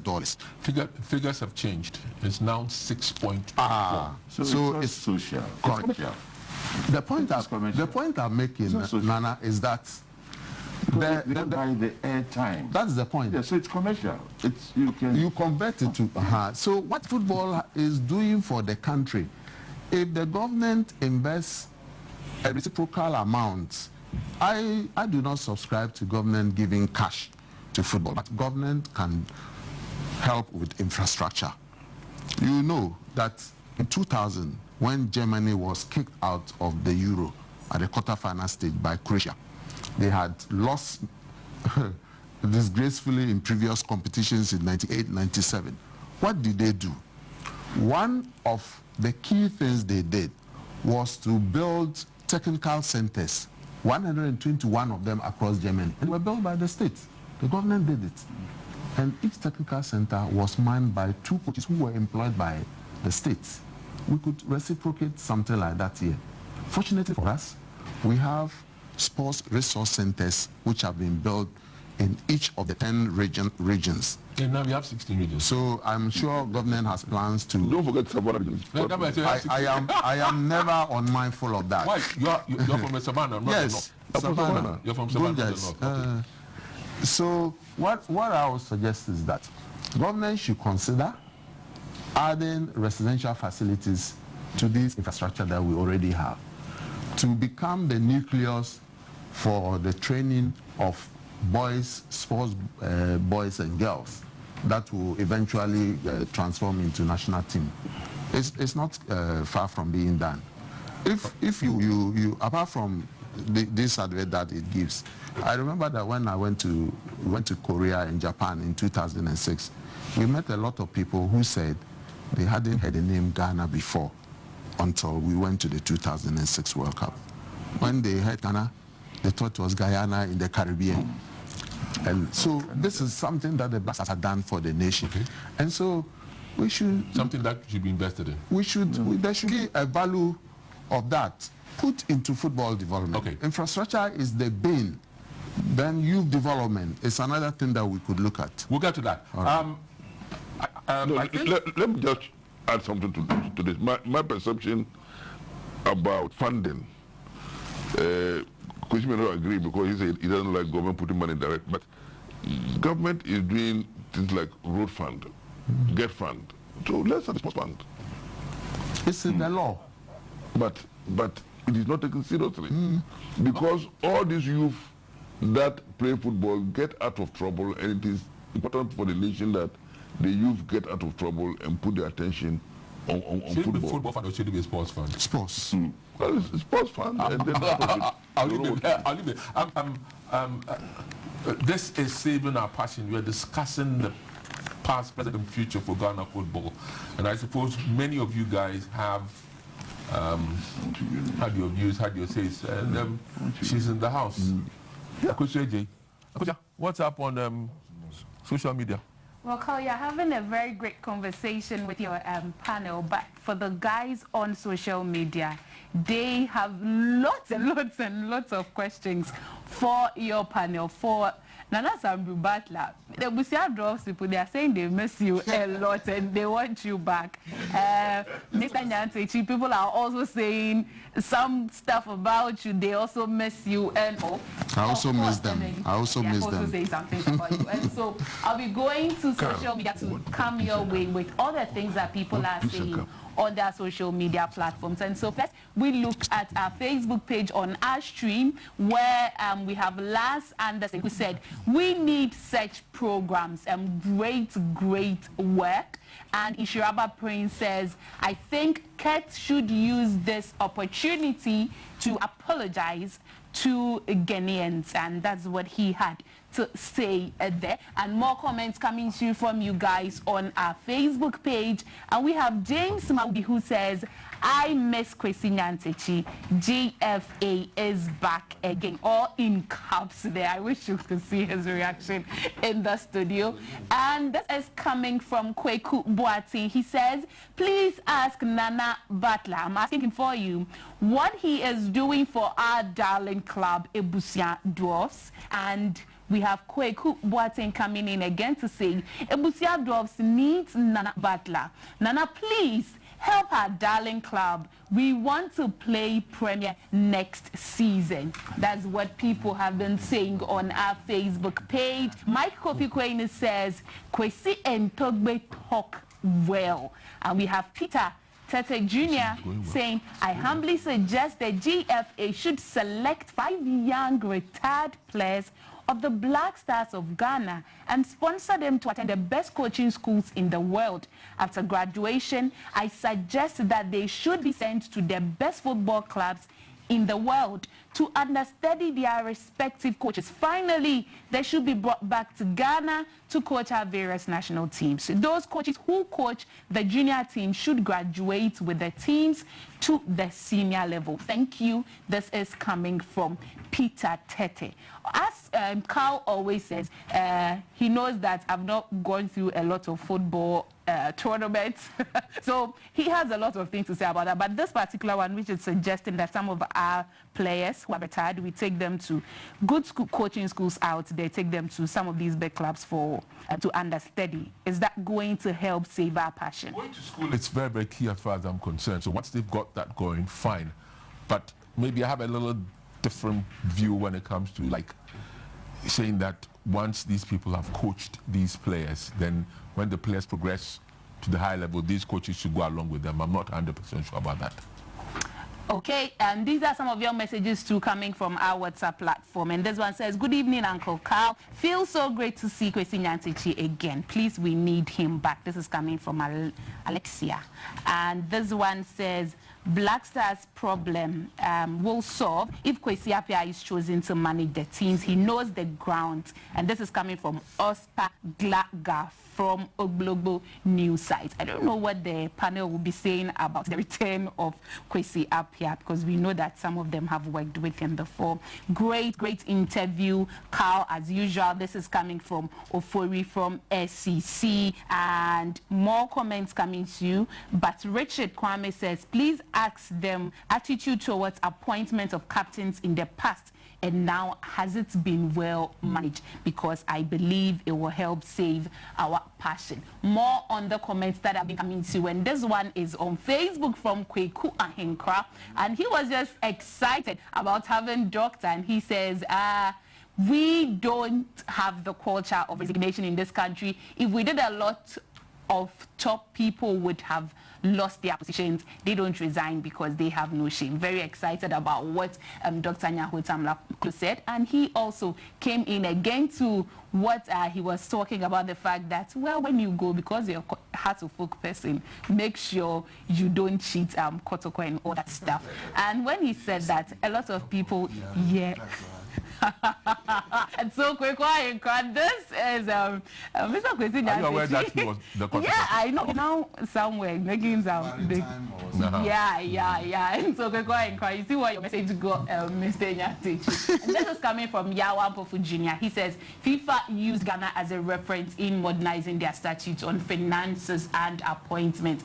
Ghana requested to have one member of the government on the GFA appointment. This is something that Mr. Nyantechi said. He said, truth is, Kwesi Nyantechi knows his stuff. And so a lot of accolades for our people here. And DJ Kofi comes to say, I'm enjoying the conversation. I really miss Kwesi Nyantechi.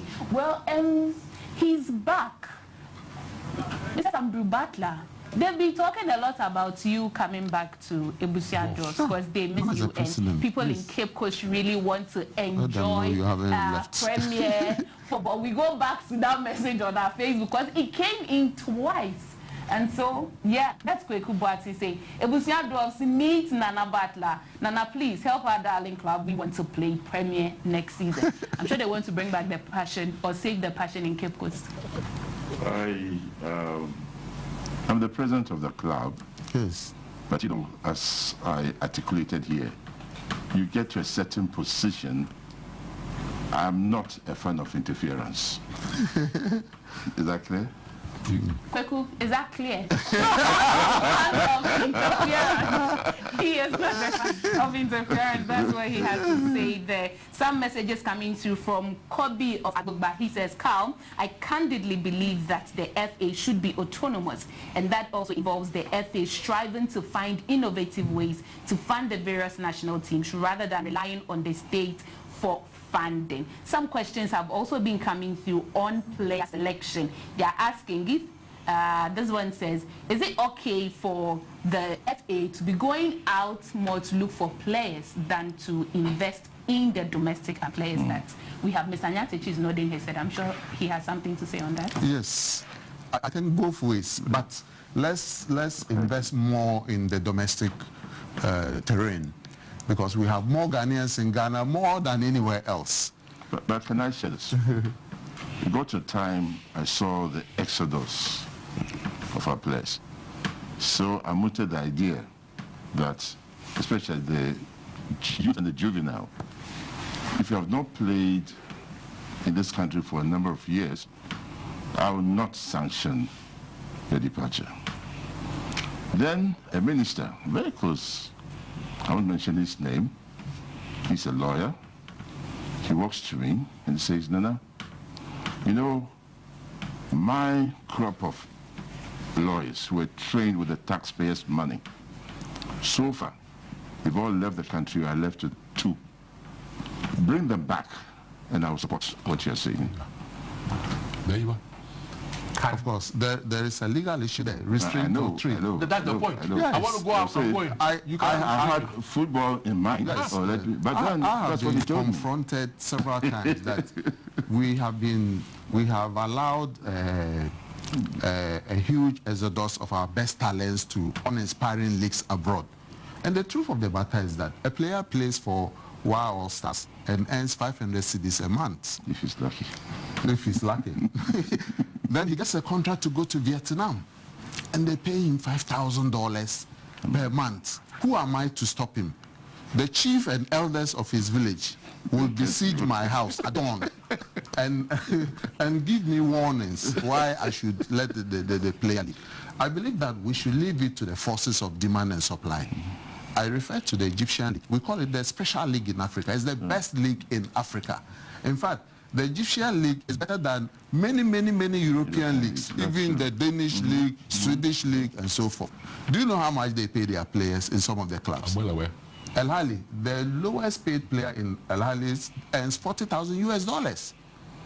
The highest paid player in El Ahly, he was in the Tunisian national team. He's paid $130,000. The coaches of our top clubs, how much do they earn? Let alone to even talk about the players. So I think that the basics, if we invest in the fundamentals, the infrastructure, youth football, and then get the structures in place over time, and of course it has to be backed by a good economy, otherwise we can't realize these objectives, then things will improve. But when you impose draconian and, in my view, unreasonable restrictions on movements, they will be ineffective. People will be sneaking out. Some players will leave without ITC and go to Burkina Faso, change his name, get the ITC there, and go to Azerbaijan and play. And in that case, are you helping your people? No. Let them stay here, move to the best clubs on account of the best conditions and circumstances we have here. Let's strive to attain that. Okay. Well, I don't know how Mr. Nyantechi will feel about this particular message. It comes from an Adra Asari, and she says, Mr. Nyantechi, I miss your smile a lot. Love you to the moon and back. One day. But this is coming from, that's from Adra. But Derek from SCC says that, ask the panel if there is one thing they would have changed about participating in Cameroon, what will it be? Wow, they've taken my question away. All right, she's asked one you. thing. And no, don't forget, that's from Toby's on the other side too. Yes, Toby's on the other side. These are messages coming let's start with Toby. Repeat it. So this is coming from Derek from SCC, and he says that, ask the panel what will be the one thing they would change about our participation in the AFCON in Cameroon. Toby. I think the first thing is we should make sure we get boys who are very young and energetic. And the AFCON that I watched carefully, most of the players were very, very young chaps. They had the strength to run. Football has now become a sprint. And energy, if you don't have it, forget about it. Now, and also we should make sure that we get coaches who are really up to the mark. Not coaches that really have done nothing that can be, can be proud of.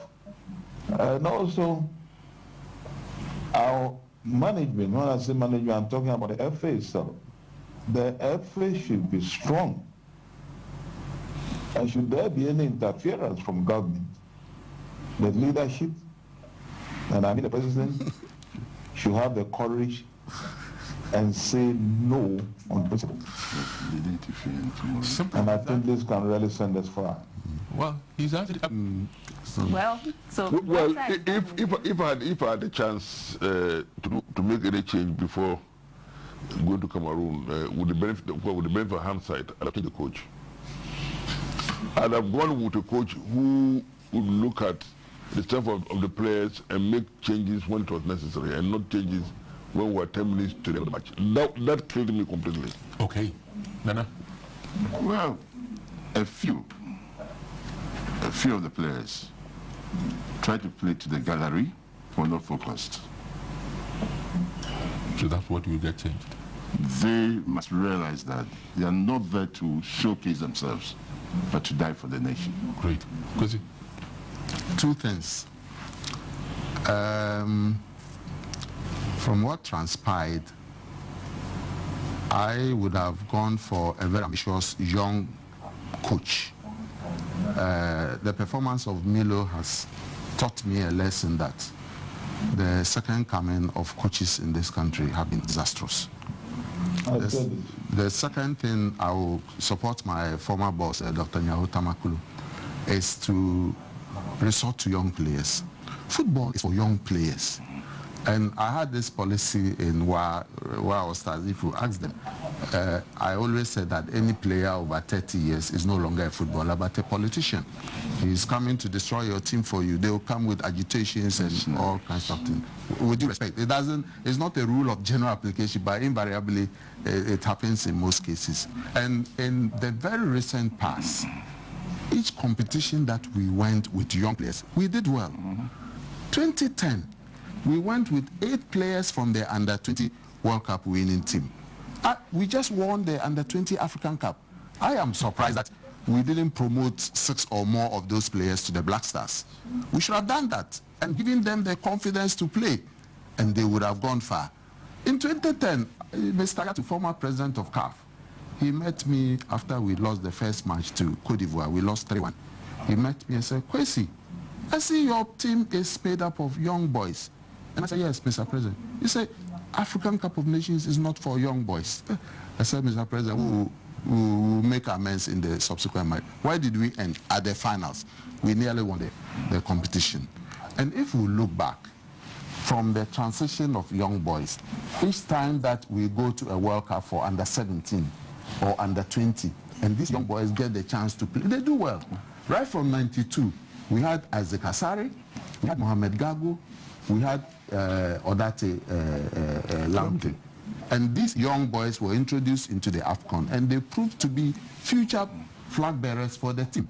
Then in 1997, we had Lai Kingston and Co playing the under 17. They went into the 99, and then Makilese and Co went to World Cup in 99. They went into the under 20 in 2001, and it is a combination of these groups that ensured our qualification to the 2006 World Cup. There is always a difficulty I have with coaches. Very few coaches have the courage to really temper with the team and bring in young players.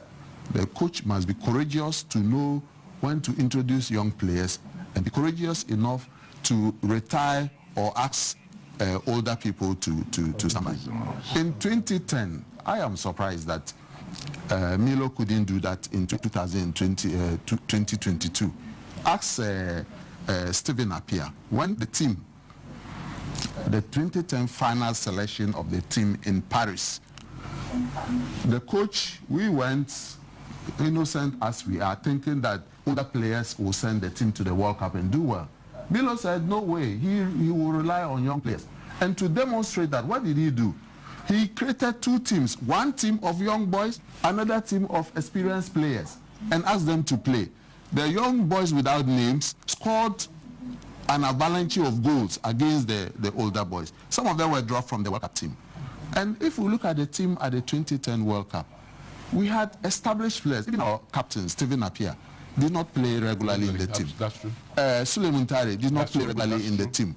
But we had younger players like Andrea Yu at the time, Dominic Adia, Anthony Annan, Jonathan Mensah. You must be courageous to use young players.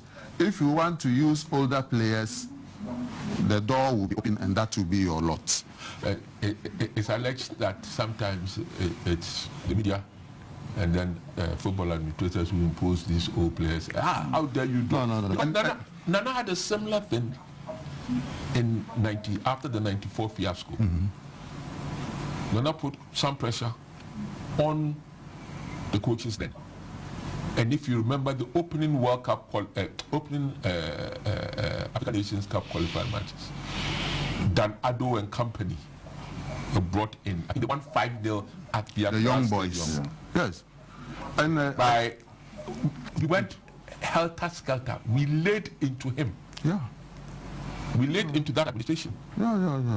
And before too long, they had brought back the old wadis. Yeah. For want of better words. But Carl, for me, it is no excuse for a coach to succumb to any form of pressure.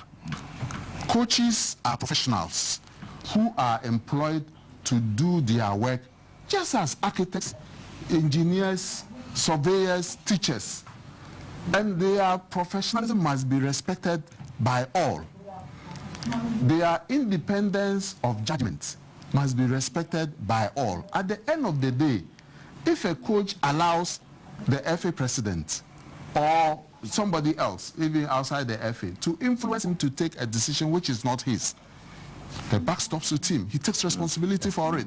There is nothing, however, wrong with me, either as FA president or even an ordinary Ghanaian, suggesting to the coach that go and look at this person. I'm not saying that he's the best, but go and look at him and decide yourself whether he's worth coming into the team. I have done it a few times. One time when David Duncan was handling the under-17, I met him just by chance at the GFA.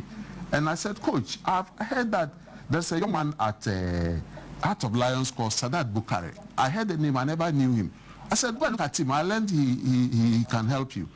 Later, Duncan came to me and said, Mr. Chairman, thank you very much. You got me my number 10. And that boy was a striking pair with Okokwajiman for the under-17 team. Okay.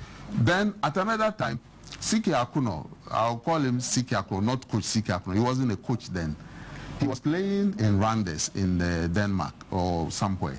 He recommended to us that there was a young man called Francis Diko in Denmark who was good and thought we should look at him. We asked our coaches to look at him and then bring him. There's nothing wrong with that. But there is everything wrong with a case, I won't mention anybody's name, in which a management committee for one of the national teams decided to allot slots to themselves. That each management committee member should bring 2 players to the camp. And the confusion broke out when the coach went to train players and found new faces on the field of play. So he abandoned the training and took a car straight to the GFA to come and report to the GFA president that this is what had happened at camp. We investigated and realized that the management committee members probably had good intentions of suggesting players to augment the strength of the team. However, the way and manner they went about it, as if every management committee member, as of right, was entitled to recommend the player. The absurdity in that kind of decision is that you may end up having only goalkeepers coming from management committee. Understood. All of them are left full backs. Understood. All of them are center. So it is not advisable to do that. And I always told coaches that, look, if I even ask you to go and look at a player, you take him because of me. If you don't perform, you will be fired. Yes. Okay. There's, I think, one last question, then we are done with the social media bit. But this one is saying that we have a crucial game against Nigeria. That game could save our passion. It could also take us to the World Cup. Akosia, ask your panel, what should we do to win those games? Wow. To win which games? What should we do? Nigeria, the 2-legged send that we are coming up. World Cup. I think we have good coaches, a good technical team, definitely.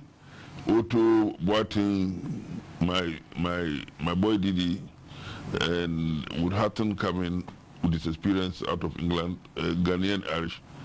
I think they have the technical expertise that they can really put together for us to get something great. And I know there are other things that we cannot say here, scouting and so on, look at the players critically, surgically, to know who can play in what way and how we can counter. Because Ghana, Nigeria has no form guide, and we have won about 21 times against Nigeria, and they have won 11 and we have won 18 times. So when it comes to football, they are our wives for now.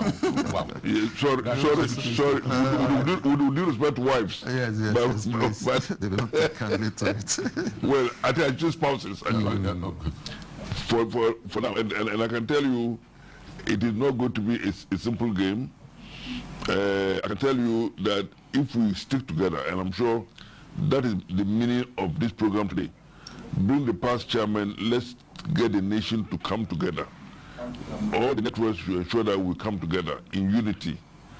The government, opposition, football administrators should kill their ambitions and let the GFA lead us successfully into Nigeria, and all shall be well. Nana.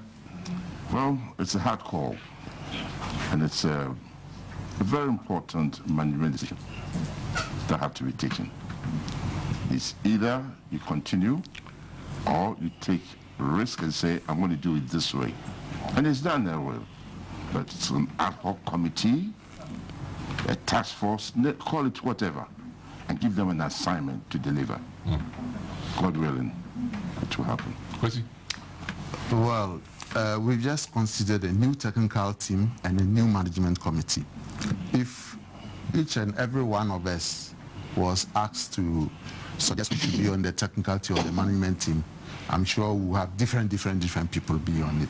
But the people who have the power, the prerogative to do the appointment, have done the appointment, rightly or wrongly. At this time, as citizens of our country, it behooves all of us to rally behind them spiritually, morally, whatever we can do. Let us support this team.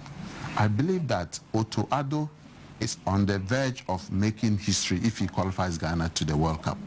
He will be the first Black Stars player of this generation to qualify the team to the World Cup as a head coach. Okay. And I believe it will bring a lot of dignity, honor to him as an individual and his family. In whatever way we can, the media in particular, say good things about them, motivate and encourage them. Otto Addo should also operate as a man of his own. He should select players on the basis of demonstrable merit, so that, like the wife of Caesar, very little can be said about the people's qualification or competence or integrity, you know. But I believe that if we are united and rally behind this team, we are capable of qualifying. I don't share the view that we don't have players. I don't share that view. A national team is not a club side where you will go to South America to buy players to come and play for you. And Ghana is an acknowledged resource center for the development, renewable talent for football. There's no doubt about that. There's no doubt at all about that. If we get the right players and motivate them, handled by this technical team, I have no doubt that we will qualify. And that project, qualifying to the World Cup, must be everybody's project. We must all rally behind the GFA to ensure that Ghana qualifies. Okay.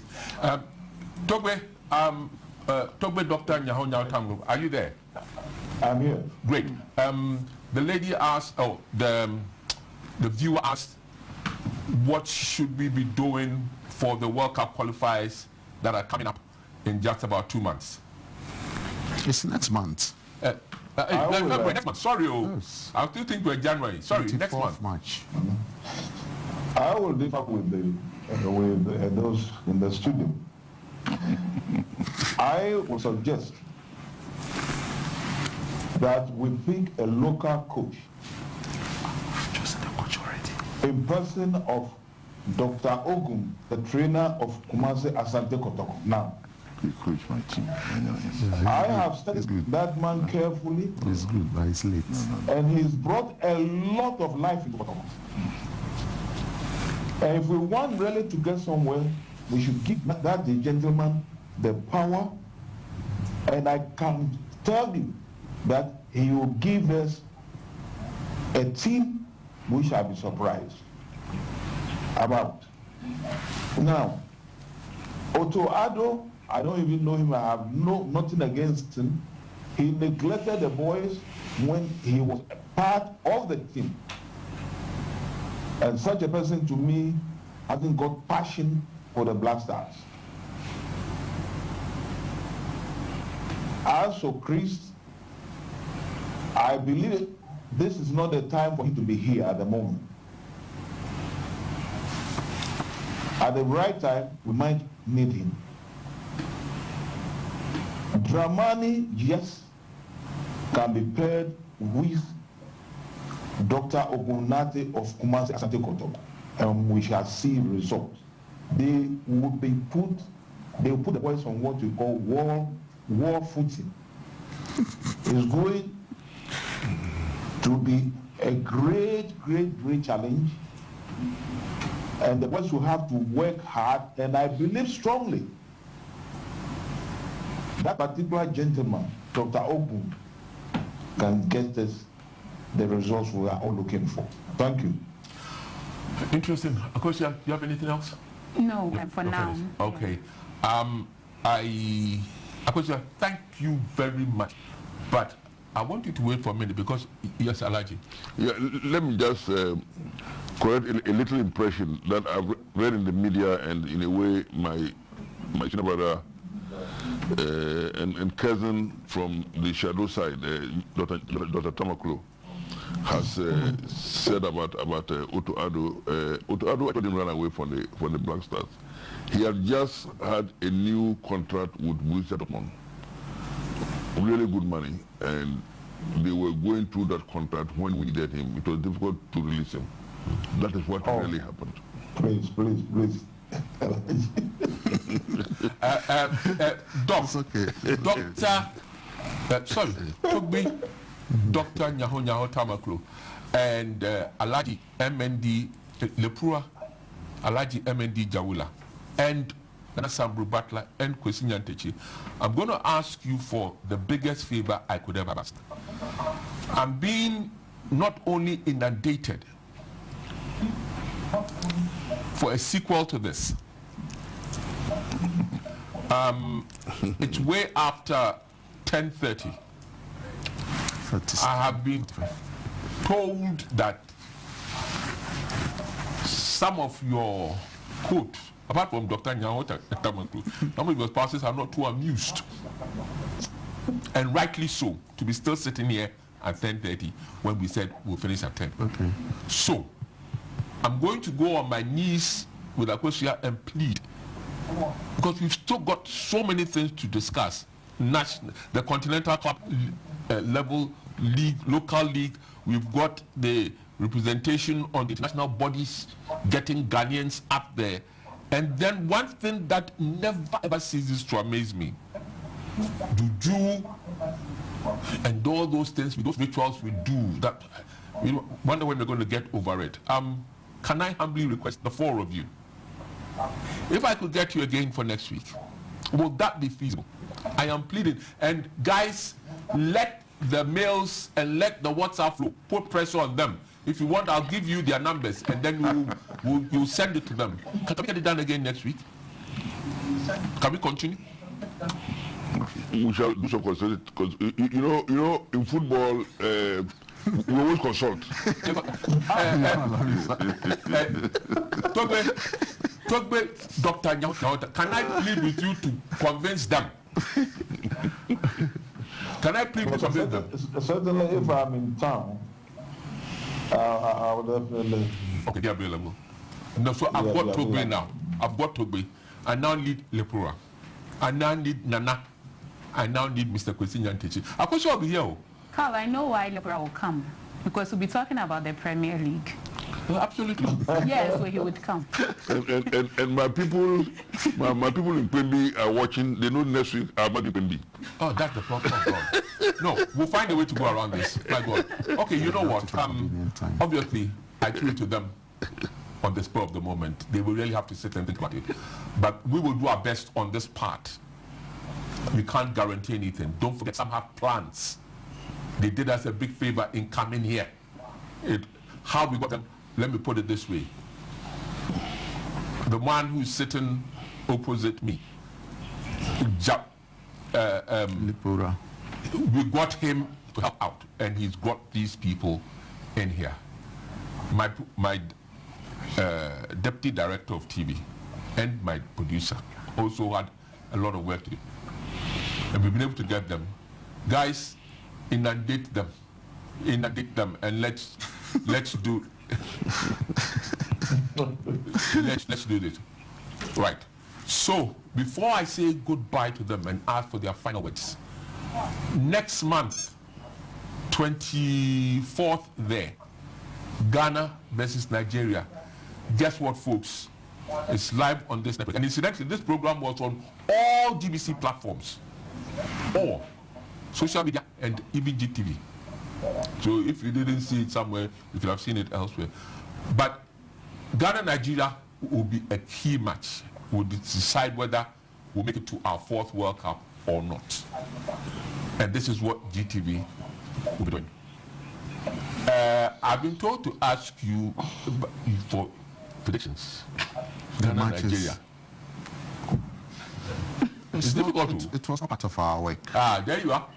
As FA president, you don't indulge in predictions. Your duty is to make sure your team wins.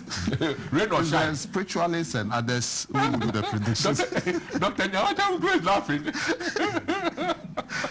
All right, so this is what we'll be doing for you when Ghana plays Nigeria next month. And look at it's live on this network.